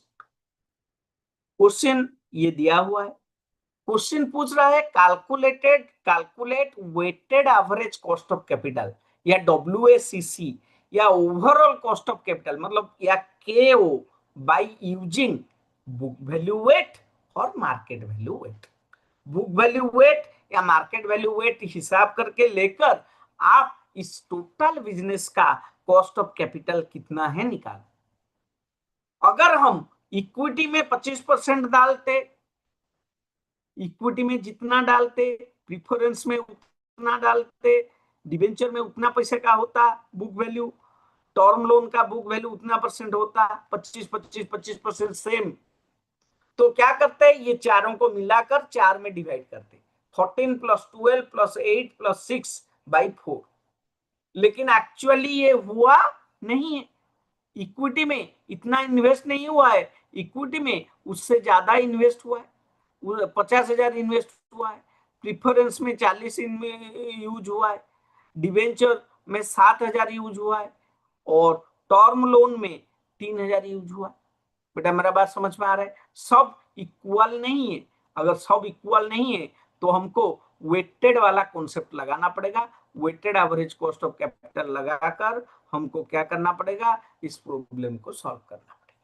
अभी देखेंगे how to solve this by using book value weight and market value weight. पहले हम बुक वैल्यू वेट के बारे में पढ़ेंगे और बुक वैल्यू वेट डालकर कॉस्ट कैसे निकालेंगे वो समझेंगे। देखिए पहले हम ये कॉलम बनाएंगे, calculation of KO means overall cost of capital by using book value weight. तो पहले सोर्स लिख देंगे, क्या क्या सोर्स है, 4 सोर्स है, equity, preference, debenture, term loan.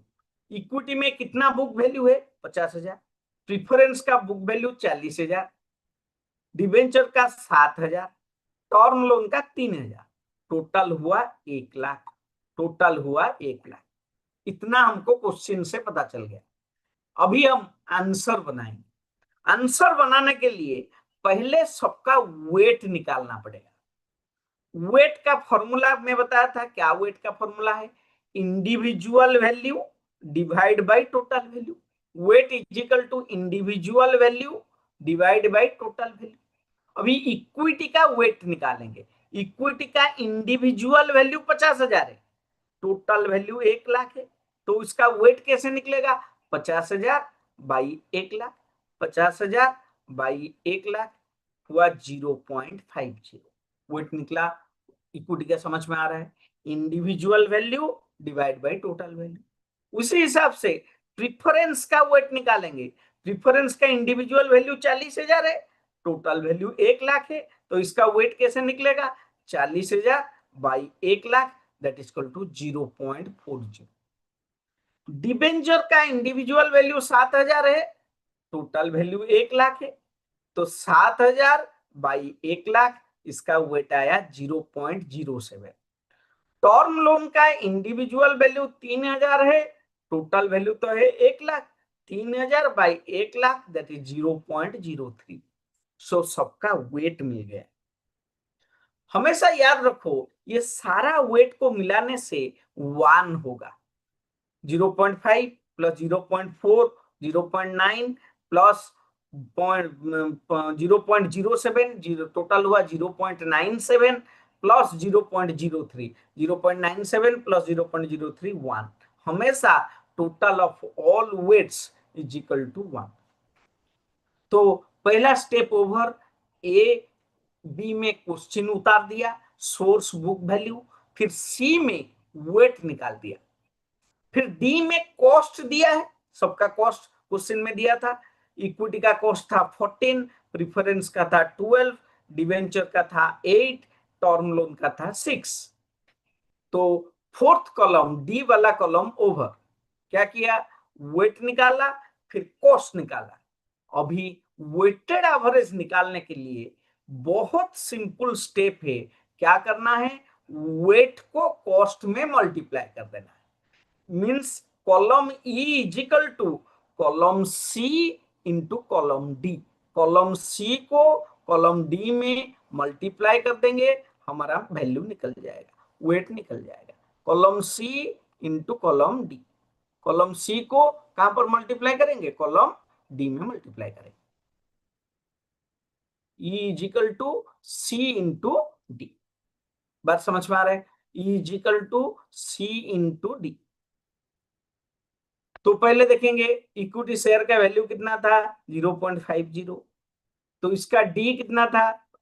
D में 14, तो 0.50 into 14 that is equal to 7। इसका हुआ प्रिफरेंस में 0.40 into 12 that is equal to 4.8। Next debenture में 0.07 into 8, 0.07 into 8 is equal to 0.56। Term loan में 0.03 into 6, 0.03 into 6 that is equal to 0.18। So आपका ये सारा वेटेड कॉस्ट मिल गया। अभी हम कॉलम ई को, ये वाला कॉलम को अगर हम ऐड कर देंगे सबको, जो आएगा वो बिजनेस का ओवरऑल कॉस्ट आएगा। किसको ऐड करेंगे? 7 प्लस 4.8 प्लस 0.56 प्लस 0.18। इन सबको ऐड करने से आपका आता है weighted average cost of capital that is equal to 12.54 weighted average cost of capital. So the overall cost of capital KO is equal to 12.54% as per book value weight. इसका मतलब ये business में जितना पैसा लगा है उसका एवरेज कॉस्ट 12.54 है।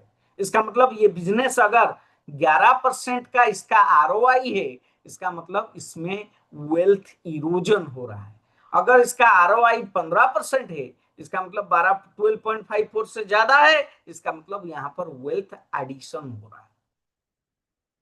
This is overall cost of capital calculation on the basis of book value weight. Book value weight के हिसाब से आपका कॉस्ट ऑफ कैपिटल का कैलकुलेशन हम डिस्कस करते हैं। अभी हम बात करेंगे calculation of cost of capital using market value weight. अच्छा, बुक वैल्यू वेट समझ गया, तो मार्केट वैल्यू वेट बहुत इजी है। बुक वैल्यू को हटाकर क्या डाल देना है? Market value. सब कॉलम सेम रहेगा, सिर्फ बुक वैल्यू हट जाएगा, मार्केट वैल्यू आ जाएगा। फिर आ गया calculation of KO by using market value weight. क्या क्या है? वही 5 column A B C D E. A is source, B is market value, C is weight, D is cost and E is equal to C into D, weight into cost. पहले source क्या क्या था? Equity, preference, debenture, term loan. लेकिन यहां पर उसका book value ना लेकर हम कौन सा वैल्यू लेंगे? Market value. इक्विटी का मार्केट वैल्यू 1,30,000, प्रिफरेंस का मार्केट वैल्यू 59 क्वेश्चन में दिया था, डिवेंचर का 8,000, टर्म लोन का 3,000, टोटल आया 2 लाख। अभी मार्केट वैल्यू के हिसाब से सबका वेट निकालेंगे। वेट का फॉर्मूला मैं ऑलरेडी डिस्कस कर चुका हूं, individual value divide by total value. तो यहां पर होगा 1,30,000 बाई 2 लाख इक्विटी का, इसका वेट आया 0.650। प्रिफरेंस का कितना होगा? 59 बाई 2 लाख। 59 है individual value, market value 2 lakh, 59 by 2 lakh 0.295। Debenture का कैसे होगा? 8,000 by 2 lakh, 8,000 individual value, 2 lakh total value, 8,000 by 2 lakh 0.040। Term loan का आया 3,000 बाई 2 लाख, 3,000 बाई 2 लाख आया 0.15। इस सबको मिलाने से कितना आएगा? 1। Column C over, this is weight as per market value. फिर वेट आ गया। कॉस्ट तो क्वेश्चन में दिया हुआ है, इक्विटी का कॉस्ट 14, प्रिफरेंस का 12, डिवेंचर का 8, टर्म लोन का 6। तो नेक्स्ट कॉलम ई वाला कॉलम हम इजीली निकाल सकते हैं। E is equal to C into D. C को डी में मल्टीप्लाई करो। सी में वैल्यू है 0.650, इसमें है 14, मल्टीप्लाई करने से 9.10, यहाँ पर है 0.295, यहाँ पर है 12, मल्टीप्लाई करने से 3.54, यहाँ पर है 0.040, यहाँ पर है 8, मल्टीप्लाई करने से 0.32, यहाँ पर है 0.015, यहाँ पर है 6, मल्टीप्लाई करने से 0.09। तो weighted average cost of capital क्या करेंगे, जो ये वाला कैलकुलेशन किए हैं इन सबको ऐड कर देंगे। 9.10, 3.54, 0.32, 0.09, इन सबको ऐड करने से आपका आ गया weighted average cost of capital, that is equal to 13.05 as per market value weight. इस तरह का एक क्वेश्चन एग्जाम में आएगा तो आप बना सकते हैं। तो weighted average cost of capital as per book value weight एक अलग आया, मार्केट वैल्यू एक अलग आया। मार्केट वैल्यू के हिसाब से अगर हम देखेंगे इस बिजनेस में जो कॉस्ट आया है 13.05 उसका है। बुक वैल्यू वेट से अच्छा है मार्केट वैल्यू वेट यूज करना, लेकिन हमेशा मार्केट वैल्यू नहीं मिलता है। कौन से केस में नहीं मिलेगा, अगर आपका अनलिस्टेड कंपनी है, प्राइवेट कंपनी है, वहां पर आपका चीज तो मार्केट में मिलता नहीं, तो मार्केट वैल्यू उसका पता नहीं होगा।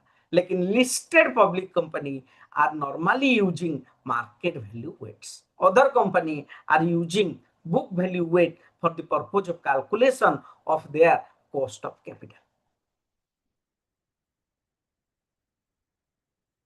आपका एग्जाम में क्वेश्चन आएगा कॉस्ट ऑफ कैपिटल क्या है, उसका कंपोनेंट्स क्या है, कैसे कॉस्ट ऑफ कैपिटल निकाला जाता है with the help of book value weight and market value wait.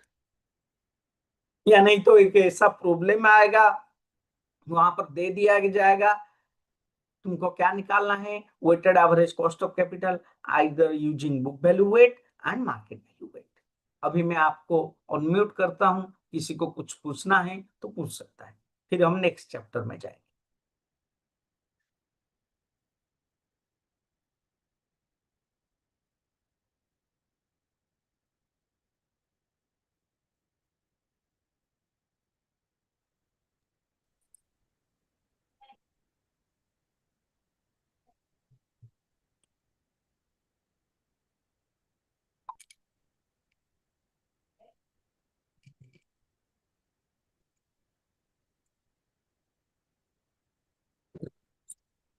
Sir face value और बुक वैल्यू में डिफरेंस कौन रे फेस वैल्यू जहां बुक वैल्यू से sir same. Hello sir, sir weight अगर 1 से ज्यादा होगा तो ये कैलकुलेशन भूल हो जाएगा। गलत हो, वेट 1 से ज्यादा होगा ही नहीं। अच्छा सर ये जो कॉस्ट होता है 12, 14, 8 ये कैसे डिसाइड किया जाता है? इसका कैलकुलेशन का तरीका है, फॉर्मूलाज है, वो अलग चीज। Calculation of individual source of capital, calculation of cost of debt कैसे कैलकुलेट होता है उसका फॉर्मूलाज है, प्रोसीजर है, ठीक है सर डिवेंचर ଏଟା କଣ ସାର୍ ଏଥିରେ ଜଣା ପଡିବନି ସାର୍? हाँ अच्छी ମୁଁ पढ़े नहीं, आप बहिरू भी देखी पारिबे। सर डिवेंचर थोड़ा एक्सप्लेन कर दिया ना। डिवेंचर का कॉस्ट क्या होगा, इंटरेस्ट, फिर इंटरेस्ट देने से कुछ टैक्स का सेविंग होता है, तो before tax cost of debenture and after tax cost of debenture आप निकाल सकते हैं। अगर आप डिवेंचर का मतलब ही क्या हुआ सर? बाकी इक्विटी सब समझ में आ रहा है, डिवेंचर का मतलब क्या हुआ? अगर एक बड़ा लोन है 5,000 करोड़ का, कोई तो आपको देगा नहीं ना, लोन को छोटा छोटा पार्ट कर दो, हर एक 5 लाख लोगों से लोन ले लो, सबको एक हाथ में कागज पकड़ा लो, मैं तुमसे 200 रुपये का लोन लिया हूं, मैं तुमसे 500 रुपये का लोन लिया हूं, वो जो कागज है वही है डिवेंचर। सर वो जो 14%, 12% और 8%, 6% ये कहाँ से है सर? समझ में नहीं आया। बाकी तो ये कैलकुलेशन करना पड़ेगा, ये सब इंडिविजुअल चैप्टर है। Sir, sometimes the government issue debenture bonds also. हाँ गवर्नमेंट को लोन चाहिए तो गवर्नमेंट लोन 1,000 लोगों से लेगा, 5,000 लोगों से लेगा, 50,000 लोगों से लेगा। But why can't government go to the? But sir, why can't government go to RBI or no central bank? Central bank for loan purpose? Central bank government government तो सेंट्रल आरबीआई लेता सर है। RBI से तो loan ले सकता है government because it is comes under government also. Government तो RBI से लोन लेता ही है, और लोन चाहिए कहाँ से लेगा? दो जगह से ले सकता है, फ्रॉम हम लोग पब्लिक। से ले सकता है, नहीं तो बाहर वाले से ले सकता है। बाहर से लेगा तो फॉरेन लोन, हमसे ओके लेगा तो डोमेस्टिक लोन। सर डिवेंचर्स ର ମାର୍କେଟ ଭ୍ୟାଲୁ ଟା କେମିତି ଆସେ ସर? ଏଟା କୋन ट्रेड हुए? Debentures are also traded like share. जैसे शेयर का ट्रेडिंग होता है वैसे डिबेंचर का ट्रेडिंग होता है। डिबेंचर को हम बोलते हैं बॉन्ड, बॉन्ड का ट्रेडिंग होता है। Government bonds market, guilt aged market है, वहां पर जाकर देखना गवर्नमेंट बॉन्ड का वैल्यू कैसे ऊपर नीचे होता है। ଆଉ ସେ ଟର୍ମ ଲୋନ୍ ଟା ସେମ୍ ରହିବ ମାର୍କେଟ और ଭ୍ୟାଲୁ? लोन ना मार्केट न थाए, तुम मन को स्टेट बैंक रो आनिलो लोन ता कोन मार्केट रे आउ बिकिबो कि किनिबे से? ସେଇଟା ସେମ୍ ରହିବ ସर ମାର୍କେଟ ଭ୍ୟାଲୁ? नॉर्मली रहे जदी बिक्री होई पारे को कंट्री हेई तू ताले तार अलगा कि नॉर्मली हुए ना। अच्छा ओके। सर ये कॉर्पोरेट एफडी जो होता है वो वही वाला है क्या सर? कॉर्पोरेट एफडी सीडी नहीं, कॉर्पोरेट एफडी माने आपण पैसाटा पब्लिक डिपॉजिट को आपण पैसा नहीं रिलायंस कंपनी रखिबे 5 वर्ष पय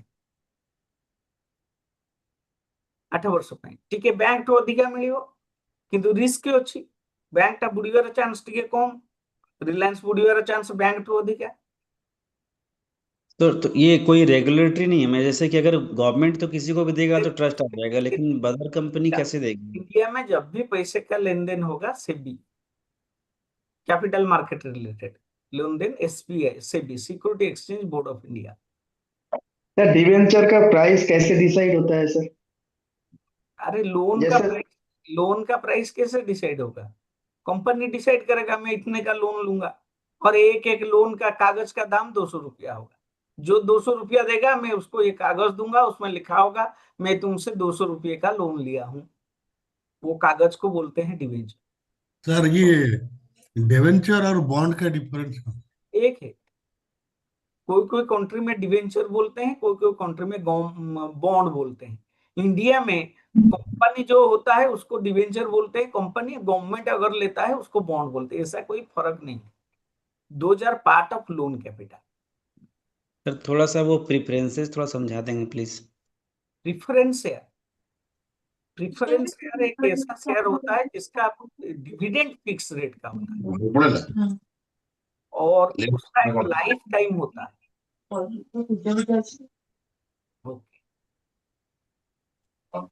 ठीक है, हम आगे चलते सर एक लास्ट क्वेश्चन है सर, ये जो ब्रॉडली हम लोग यूज करते हैं मतलब प्रोफेशनल लाइफ में, तो वो बुक वैल्यू या मार्केट वैल्यू में ज्यादा ट्रेंडेड कौन सा है sir?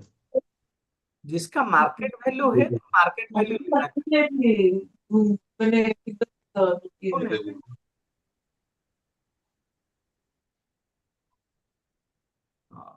Sir, can you again repeat how to find out debentures?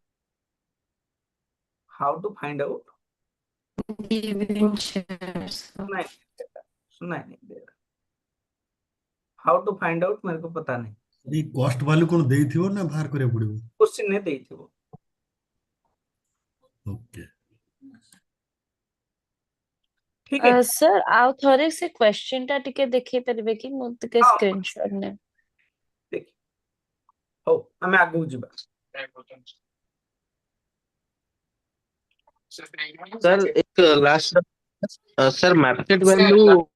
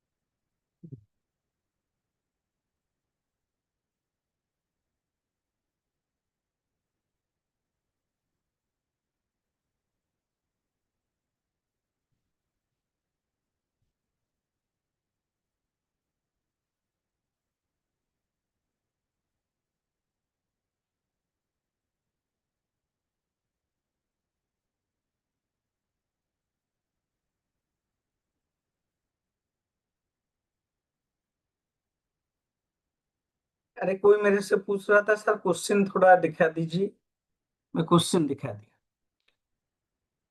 Screenshot उसको लेना था ले लीजिए। ठीक है, आगे चल। तो अभी हम और एक कॉन्सेप्ट पढ़ेंगे जिसको हम बोलते हैं EBIT EPS analysis. EBIT EPS analysis आज हम खत्म करेंगे। ईबीआईटी ईपीएस एनालिसिस क्या है और इसे क्यों किया जाता है, ईबीआईटी ईपीएस एनालिसिस।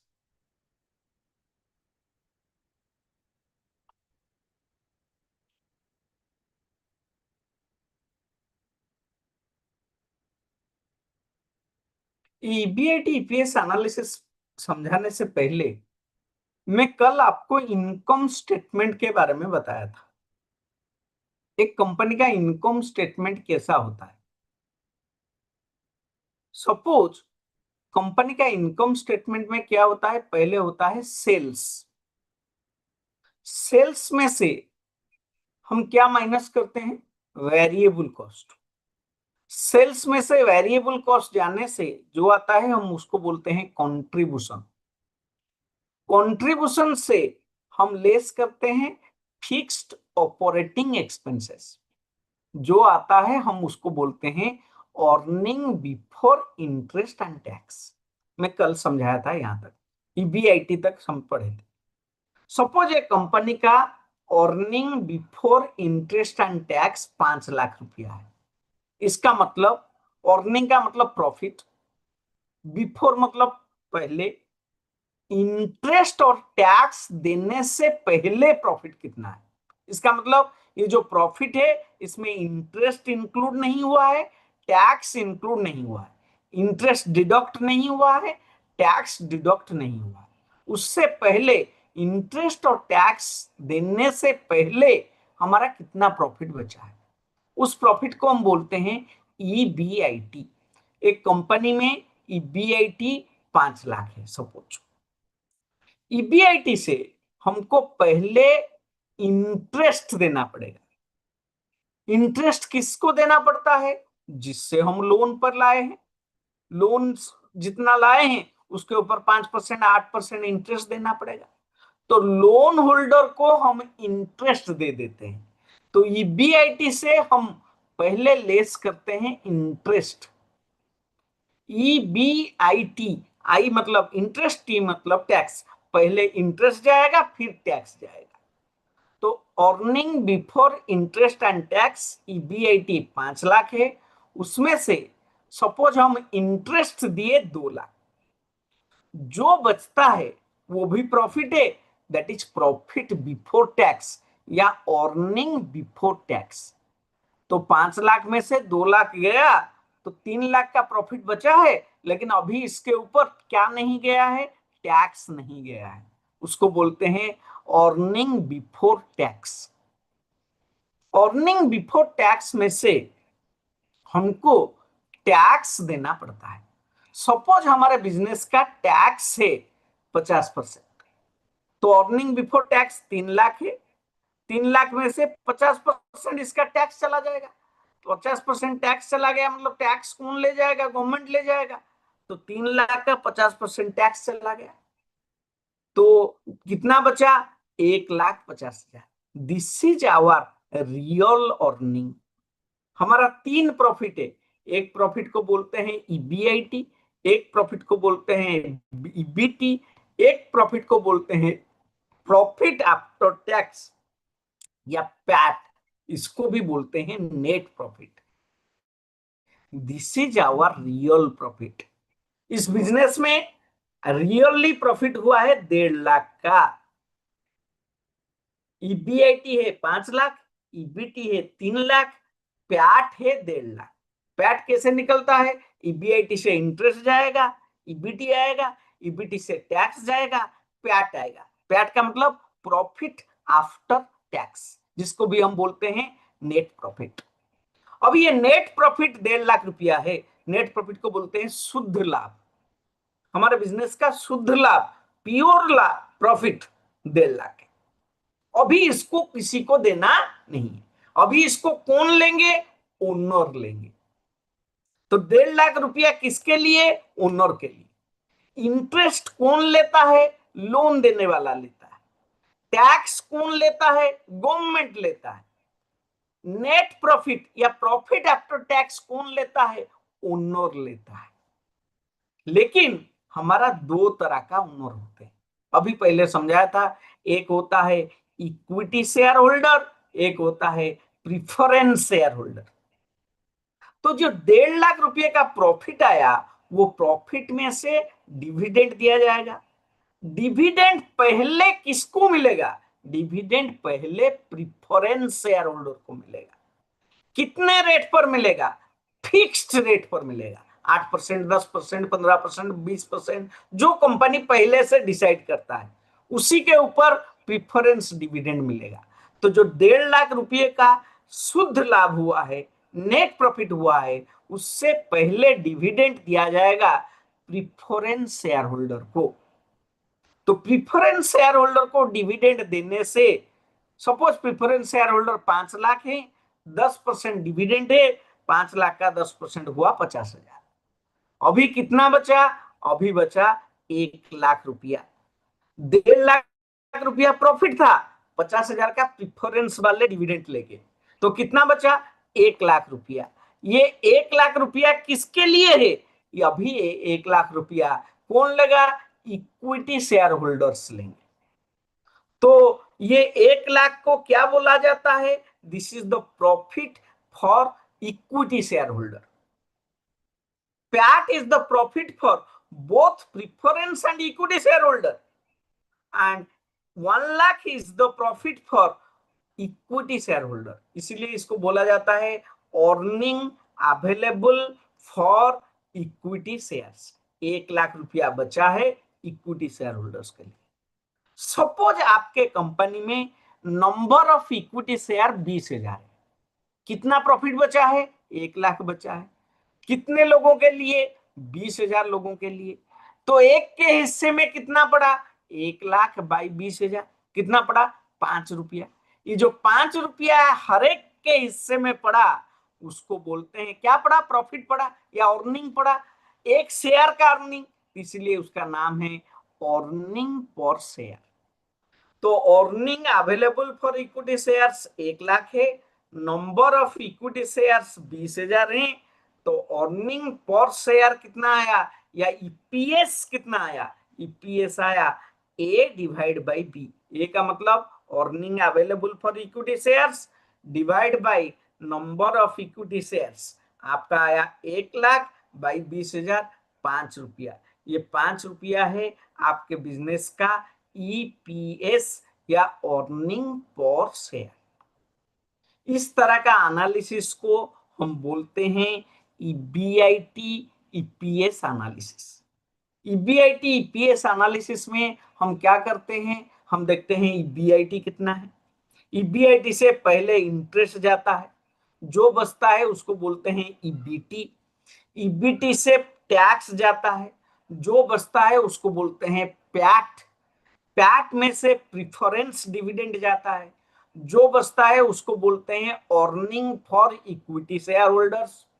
उसको डिवाइड कर देते हैं नंबर ऑफ इक्विटी शेयर से, जो बचता है उसको बोलते हैं अर्निंग पर शेयर या ईपीएस। इस तरह का कैलकुलेशन करने को हम बोलते हैं EBIT EPS एनालिसिस। जब भी हम फाइनेंशियल प्लानिंग करते हैं, किसी बिजनेस में कोई प्लान इंप्लीमेंट करना चाहते हैं, कहां से पैसा लाएंगे उसके बारे में सोचना चाहते हैं, 3 प्लान है। प्लान ए इतना इक्विटी, इतना प्रिफरेंस, इतना डिवेंचर।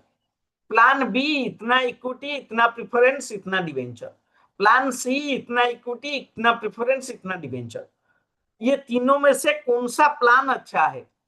क्या करना पड़ेगा? EBIT EPS एनालिसिस करना पड़ेगा। सबका EBIT लिखेंगे, सब प्लान के अंदर ये कैलकुलेशन करेंगे और लास्ट में EPS निकालेंगे। और जिस प्लान में EPS सबसे ज्यादा होगा वो प्लान को हम अडॉप्ट करेंगे। इसको बोलते हैं EBIT EPS एनालिसिस। तो ईबीआईटी ईपीएस कैसे निकालते हैं? ईबीआईटी से क्या लेस करेंगे? इंटरेस्ट। जो बचेगा उसको बोलेंगे ईबीटी। ईबीटी से क्या लेस करेंगे? टैक्स। जो बचेगा उसको बोलेंगे पैट। पैट में से क्या लेस करेंगे? Preference dividend. जो बचेगा उसको बोलेंगे earning for equity shares. Earning for equity share को डिवाइड करेंगे किससे? नंबर ऑफ इक्विटी शेयर से। जो बचेगा उसको बोलेंगे ईपीएस। तो ये एनालिसिस को हम बोलते हैं ईबीआईटी ईपीएस एनालिसिस। अभी इसके ऊपर एक प्रैक्टिकल प्रॉब्लम सॉल्व करेंगे ईबीआईटी ईपीएस एनालिसिस के ऊपर एग्जांपल लेंगे।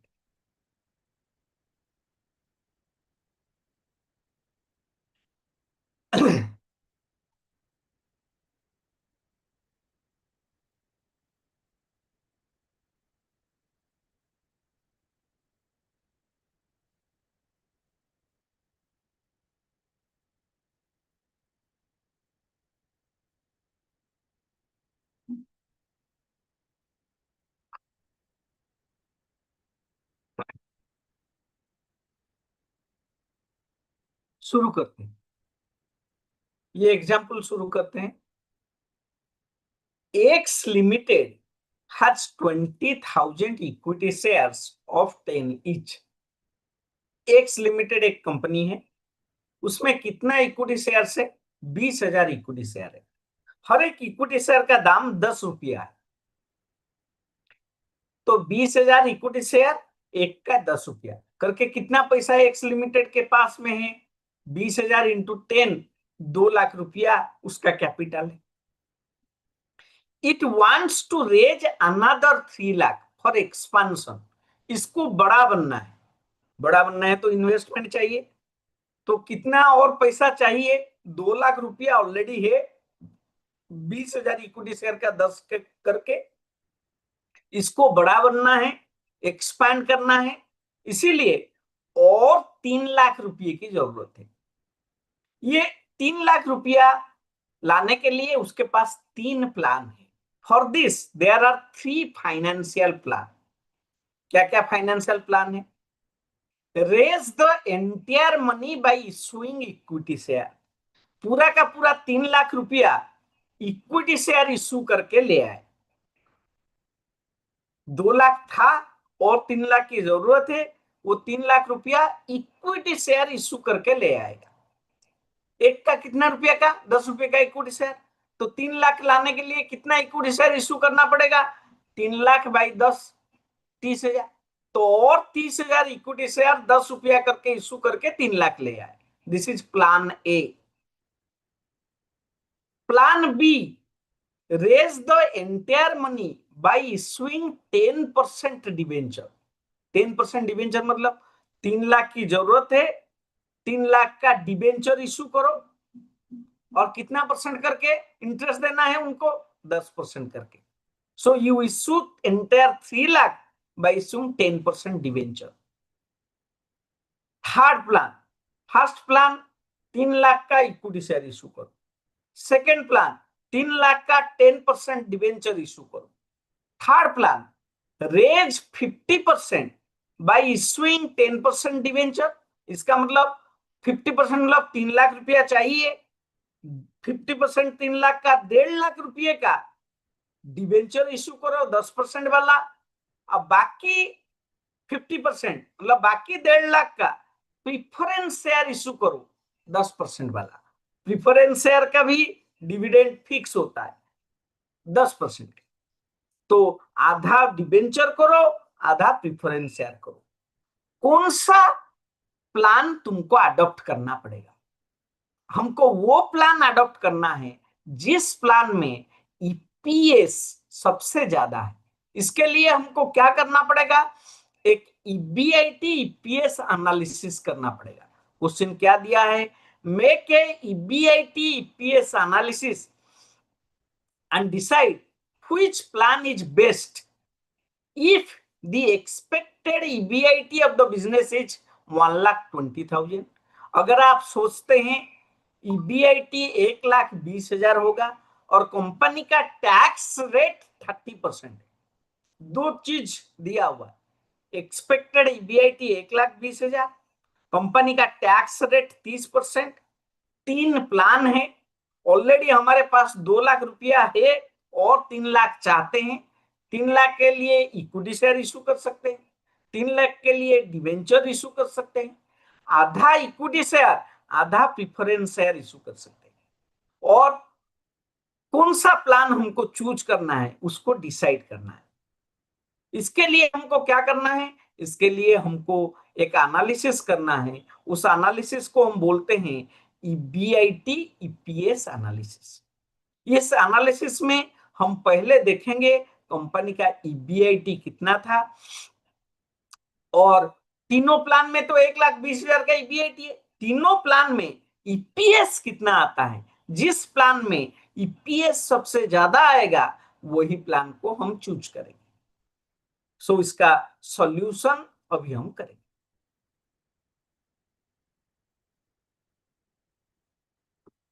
बेटा सॉल्यूशन ईबीआईटी ईपीएस एनालिसिस। कितना प्लान है, 3 प्लान। कौन कौन सा 3 plan, plan A, plan B, plan C.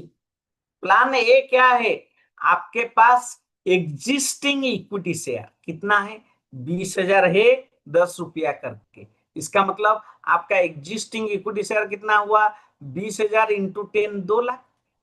Plan B में भी 20,000 शेयर है 10 रुपया करके 2 लाख है। प्लान सी में भी 20,000 ऑलरेडी है 10 रुपया करके 2 लाख है।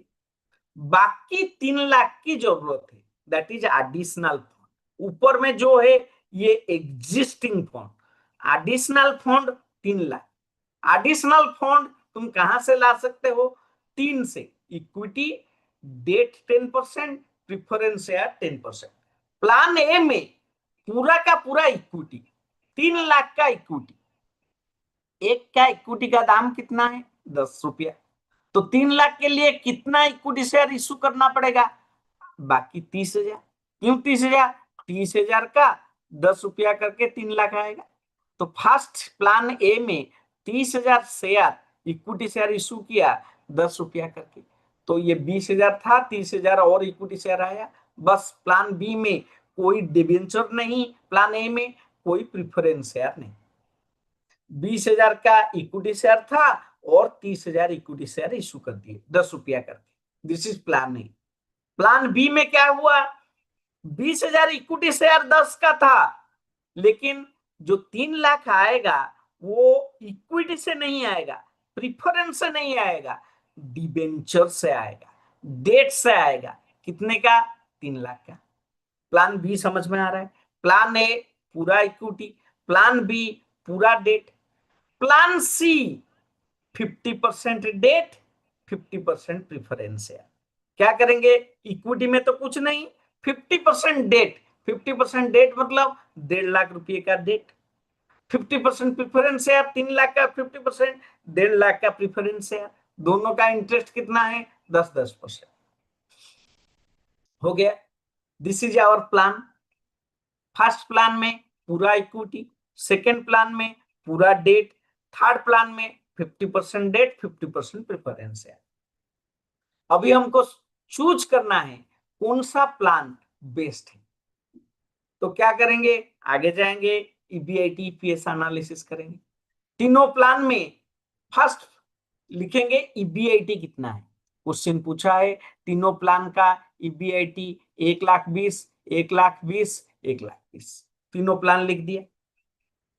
ईबीआईटी से पहले क्या लेस होता है, ईबीआईटी से सर पहले इंटरेस्ट लेस होता है। अच्छा, इंटरेस्ट किसको देना पड़ता है, जो लोन लेता है। तो लिखेंगे ईबीआईटी से फर्स्ट लेस किए इंटरेस्ट। अच्छा, प्लान ए वाला कोई लोन लिया है, कोई डिवेंचर है क्या, नहीं सर कोई लोन नहीं है, कोई डिवेंचर नहीं है प्लान ए में, तो उसका इंटरेस्ट कितना होगा, सर कुछ नहीं होगा, नील होगा। तो प्लान ए में इंटरेस्ट नील है। अच्छा, प्लान बी वाला कोई लोन लिया है क्या, हाँ सर प्लान बी में लोन है। कितने का लोन है या डिवेंचर है, सर 3 लाख का लोन है। कितना % का लोन है, 10% का लोन है। तो 3 लाख का 10% कितना होता है 30,000। तो इसको इंटरेस्ट देना पड़ेगा। प्लान बी अगर वो लेता है 30,000 का इंटरेस्ट देना पड़ेगा। बेटा ये समझ में आ रहा है। प्लान ए में इंटरेस्ट नील, प्लान बी में इंटरेस्ट 30,000। प्लान सी जाएंगे। प्लान सी में कोई लोन है क्या? हाँ सर लोन है। लोन मतलब डिवेंचर। डिवेंचर कितने का है सर 1.5 लाख का है। तो इंटरेस्ट कितना लगेगा 1.5 लाख का, डिवेंचर 10% करके तो 15,000 इंटरेस्ट होगा। ये किसको समझ में नहीं आया? प्लान ए में इंटरेस्ट नील, प्लान बी में 30,000, प्लान सी में 15,000। ऐसा क्यों हुआ? प्लान ए में कोई लोन नहीं, प्लान बी में 3 लाख का लोन, प्लान सी में 1.5 लाख का लोन। 1.5 लाख का प्रिफरेंस यार, वो डिविडेंड लेगा, प्रिफरेंस डिविडेंड, वो तो इंटरेस्ट नहीं लेगा। तो बीआईटी आपका तीनों केस में 1,20,000, लेकिन तीनों केस में इंटरेस्ट अलग अलग। फर्स्ट केस में इंटरेस्ट नील, सेकेंड केस में 30,000, थर्ड केस में 15,000। तो ईबीआईटी से इंटरेस्ट जाने से जो बचता है उसको बोलते हैं अर्निंग बिफोर टैक्स या ईबीटी। इस कंपनी का ईबीटी कितना आया देखेंगे। फर्स्ट केस में ईबीटी आया 1,20,000, 1,20,000 था, नील गया 1,20,000 आया। सेकेंड केस में 1,20,000 था, इंटरेस्ट 30,000 गया 90,000। थर्ड केस में 1,20,000 था, 15,000 गया 1,05,000। इसको बोलते हैं अर्निंग बिफोर टैक्स। 1,20,000, 90, 1,05,000। उसमें से अर्निंग बिफोर टैक्स में से मैं बताया था फर्स्ट क्या लेस होगा, टैक्स लेस होगा। लेस टैक्स क्वेश्चन में दिया है, टैक्स रेट कितना है, टैक्स रेट 30% है। तो 1,20,000 का फर्स्ट केस में 30%, 36,000 हो गया टैक्स। इसमें 90,000 था, 30% हो गया टैक्स, तो 27,000 टैक्स। इसमें 1,05,000 था, 30% टैक्स, 31,500 टैक्स। जो बचा उसको हम बोलते हैं प्रॉफिट आफ्टर टैक्स या पैट या नेट प्रॉफिट। फर्स्ट ऑप्शन में नेट प्रॉफिट आपका आएगा 1,20,000 माइनस 36, 84,000। सेकेंड में आपका आएगा 90,000 माइनस 27,000, 63,000। थर्ड में आएगा 1,05,000 minus 31,500, 73,500। These are the profit after tax in 3 cases। उसमें से हमको लेस करना पड़ेगा। अभी प्रॉफिट आफ्टर टैक्स कौन लेगा सर? शेयर होल्डर्स लेंगे। क्या लेंगे? डिविडेंड लेंगे। पहला डिविडेंड कौन लेगा? प्रीफरेंस शेयर लेगा। तो लेस प्रीफरेंस डिविडेंड। अगर तुम्हारा प्लान में प्रीफरेंस शेयर होगा तो प्रीफरेंस डिविडेंड दिया जाएगा। कौन से प्लान में प्रीफरेंस शेयर है? फर्स्ट प्लान में पूरा का पूरा इक्विटी, सेकेंड प्लान में पूरा का पूरा डिवेंचर, थर्ड प्लान में 50% इक्विटी, 50% डिवेंचर। थर्ड प्लान में, तो थर्ड प्लान में 50% equity, 50% debenture, 50% preference share. So third plan में ही प्रीफरेंस शेयर है 1.5 लाख का और उसका डिविडेंड है 10%। तो 15,000 रुपया आपका जाएगा प्रीफरेंस डिविडेंड। वो सिर्फ थर्ड प्लान में होगा, फर्स्ट 2 प्लान में कोई प्रीफरेंस डिविडेंड नहीं होगा। तो प्रीफरेंस डिविडेंड पैट में से प्रीफरेंस डिविडेंड गया नील, थर्ड प्लान में 1.5 लाख का 10%, 15,000 गया। तो जो बचता है वो कौन लेता है? Equity share holders. इसीलिए उसको बोला जाता है earning available for equity share. First case में 84, सेकेंड केस में 63, थर्ड केस में 58,500। तो this is your earning for equity shares. इसको डिवाइड करेंगे किससे? Number of equity shares. ये इंपॉर्टेंट स्टेप है। Number of equity shares important step है। फर्स्ट प्लान में कितना इक्विटी शेयर्स है, सेकेंड प्लान में कितना है, थर्ड प्लान में कितना है। ये नंबर ऑफ इक्विटी शेयर अलग अलग है। देखेंगे फर्स्ट प्लान में 20,000 था, 30,000 आया। तो फर्स्ट प्लान में number of equity share 20 + 30, 50।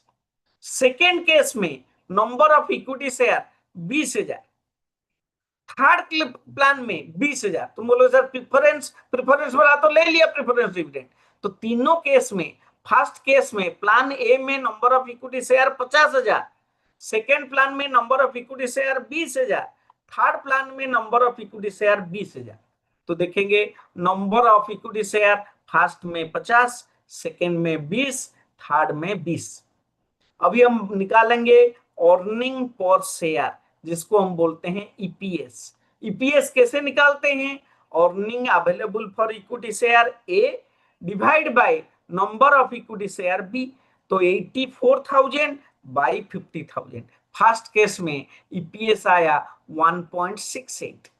Second case में ईपीएस आएगा 63,000 by 20,000, that is equal to 3.15। Third case में 58,500 by 20,000, that is equal to 2.925।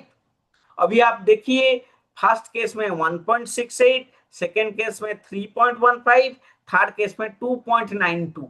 इसमें से कौन से प्लान में आपका ईपीएस सबसे ज्यादा होता है? 3.15 के सेकेंड प्लान में आपका ईपीएस सबसे ज्यादा है। हमारा बिजनेस का मोटिव है रियल ओनर इक्विटी शेयर को सबसे ज्यादा फायदा कौन से प्लान में होता है? रियल ओनर इक्विटी शेयर का सबसे ज्यादा फायदा, ईपीएस उसको सबसे ज्यादा मिलेगा अगर वो प्लान बी अडॉप्ट करता है। तो आज पर EBIT EPS analysis, the EPS is maximum in plan B. Hence, the financial plan B should be selected. तो आपको फाइनेंस मैनेजर के हिसाब से कौन सा प्लान सिलेक्ट करना पड़ेगा? प्लान बी सिलेक्ट करना पड़ेगा। This is known as EBIT EPS analysis. यहाँ पर हम क्या करते हैं? EBIT से EPS की तरफ जाते हैं। EBIT से लेस करते हैं इंटरेस्ट, आता है अर्निंग बिफोर टैक्स, उससे लेस करते हैं टैक्स, आता है अर्निंग आफ्टर टैक्स या प्रॉफिट आफ्टर टैक्स, उससे लेस करते हैं प्रीफरेंस डिविडेंड, आता है earning for equity shares, earning for equity shares को डिवाइड करते हैं नंबर ऑफ इक्विटी शेयर से, हमारा आता है ईपीएस। जिस प्लान में, जिस फाइनेंशियल प्लान में ईपीएस सबसे ज्यादा होता है वही फाइनेंशियल प्लान को हम अडॉप्ट करते हैं। इसको बोलते हैं EBIT EPS एनालिसिस। आपके एग्जाम में एक प्रॉब्लम EBIT EPS एनालिसिस के ऊपर आ सकता है। ऐसे देगा उसका EBIT इतना है, उसका प्लान ये है, आपको निकालना पड़ेगा कौन सा प्लान अच्छा है। ठीक है, मैं आपको अनम्यूट करता हूं। EBIT EPS एनालिसिस में कोई डाउट है तो मेरे को बोल सकते हैं।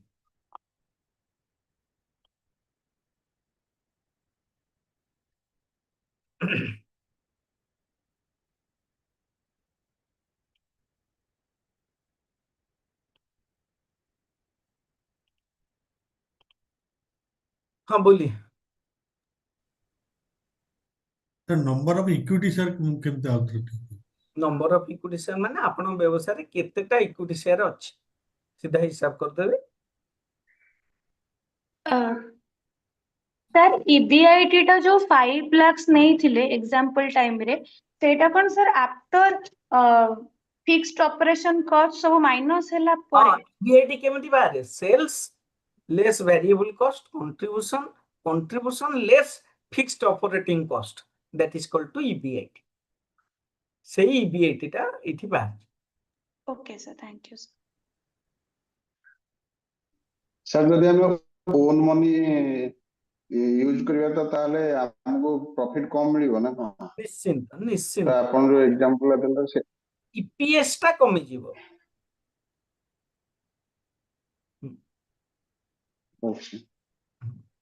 ओन मनी यूज करले से केक टा बड़ मिल पारे किंतु खाइबा लोक अधिक आई जिवे। गोटा गोटा को भागरे जो केक पड़िबो सेटा बहुत कम पड़िबो। तो ताले हमें EPS को देखिए तो बिजनेस करिबा ना? निश्चिंत जो जिनस कले जनक भागरे अधिका खाइबा पड़िबो, अर्निंग पर शेयर अधिका पड़िबो, से जिनसटा करिया उचित। हो ठीक अछि। Thank sir you. एक क्वेश्चन था सर, हम लोग ईबीआईटी और Okay, ईबीटी sir. जो Thank you. ईबीआईटी में जो हम लोग समझ रहे हैं कि ईबीआईटी से इंटरेस्ट माइनस इंटरेस्ट का जो जा रहा है पैसा माइनस करेंगे तो ईबीटी आ जाएगा। अब सर इसमें ईबीआईटी में earning before interest and taxes करके बोलते हैं ना सर, तो वहां पे टैक्सेस क्यों लगा रहे हैं? ईबीआईटी मतलब earning before interest and tax, उसमें टैक्स नहीं गया है, इंटरेस्ट नहीं गया है। ईबीआईटी से पहले इंटरेस्ट माइनस करेंगे तो ईबीटी आएगा। तो आई वाला पार्ट केवल हम हटा रहे हैं, अभी ईबीटी रह रहा है। ईबीटी रहेगा, फिर उस पे टैक्स वाला हटा रहे हैं तो आ गया profit after tax, PAT. PAT आ गया, ठीक। Okay sir, thank you. Sir जो प्रिफरेंस डिविडेंड है उसका क्या थोड़ा बताएं। प्रिफरेंस शेयर जदि तमे इश्यू करथिबो तांको जो डिविडेंड दिया जाए फिक्स्ड रेट रे को जाए प्रिफरेंस डिविडेंड।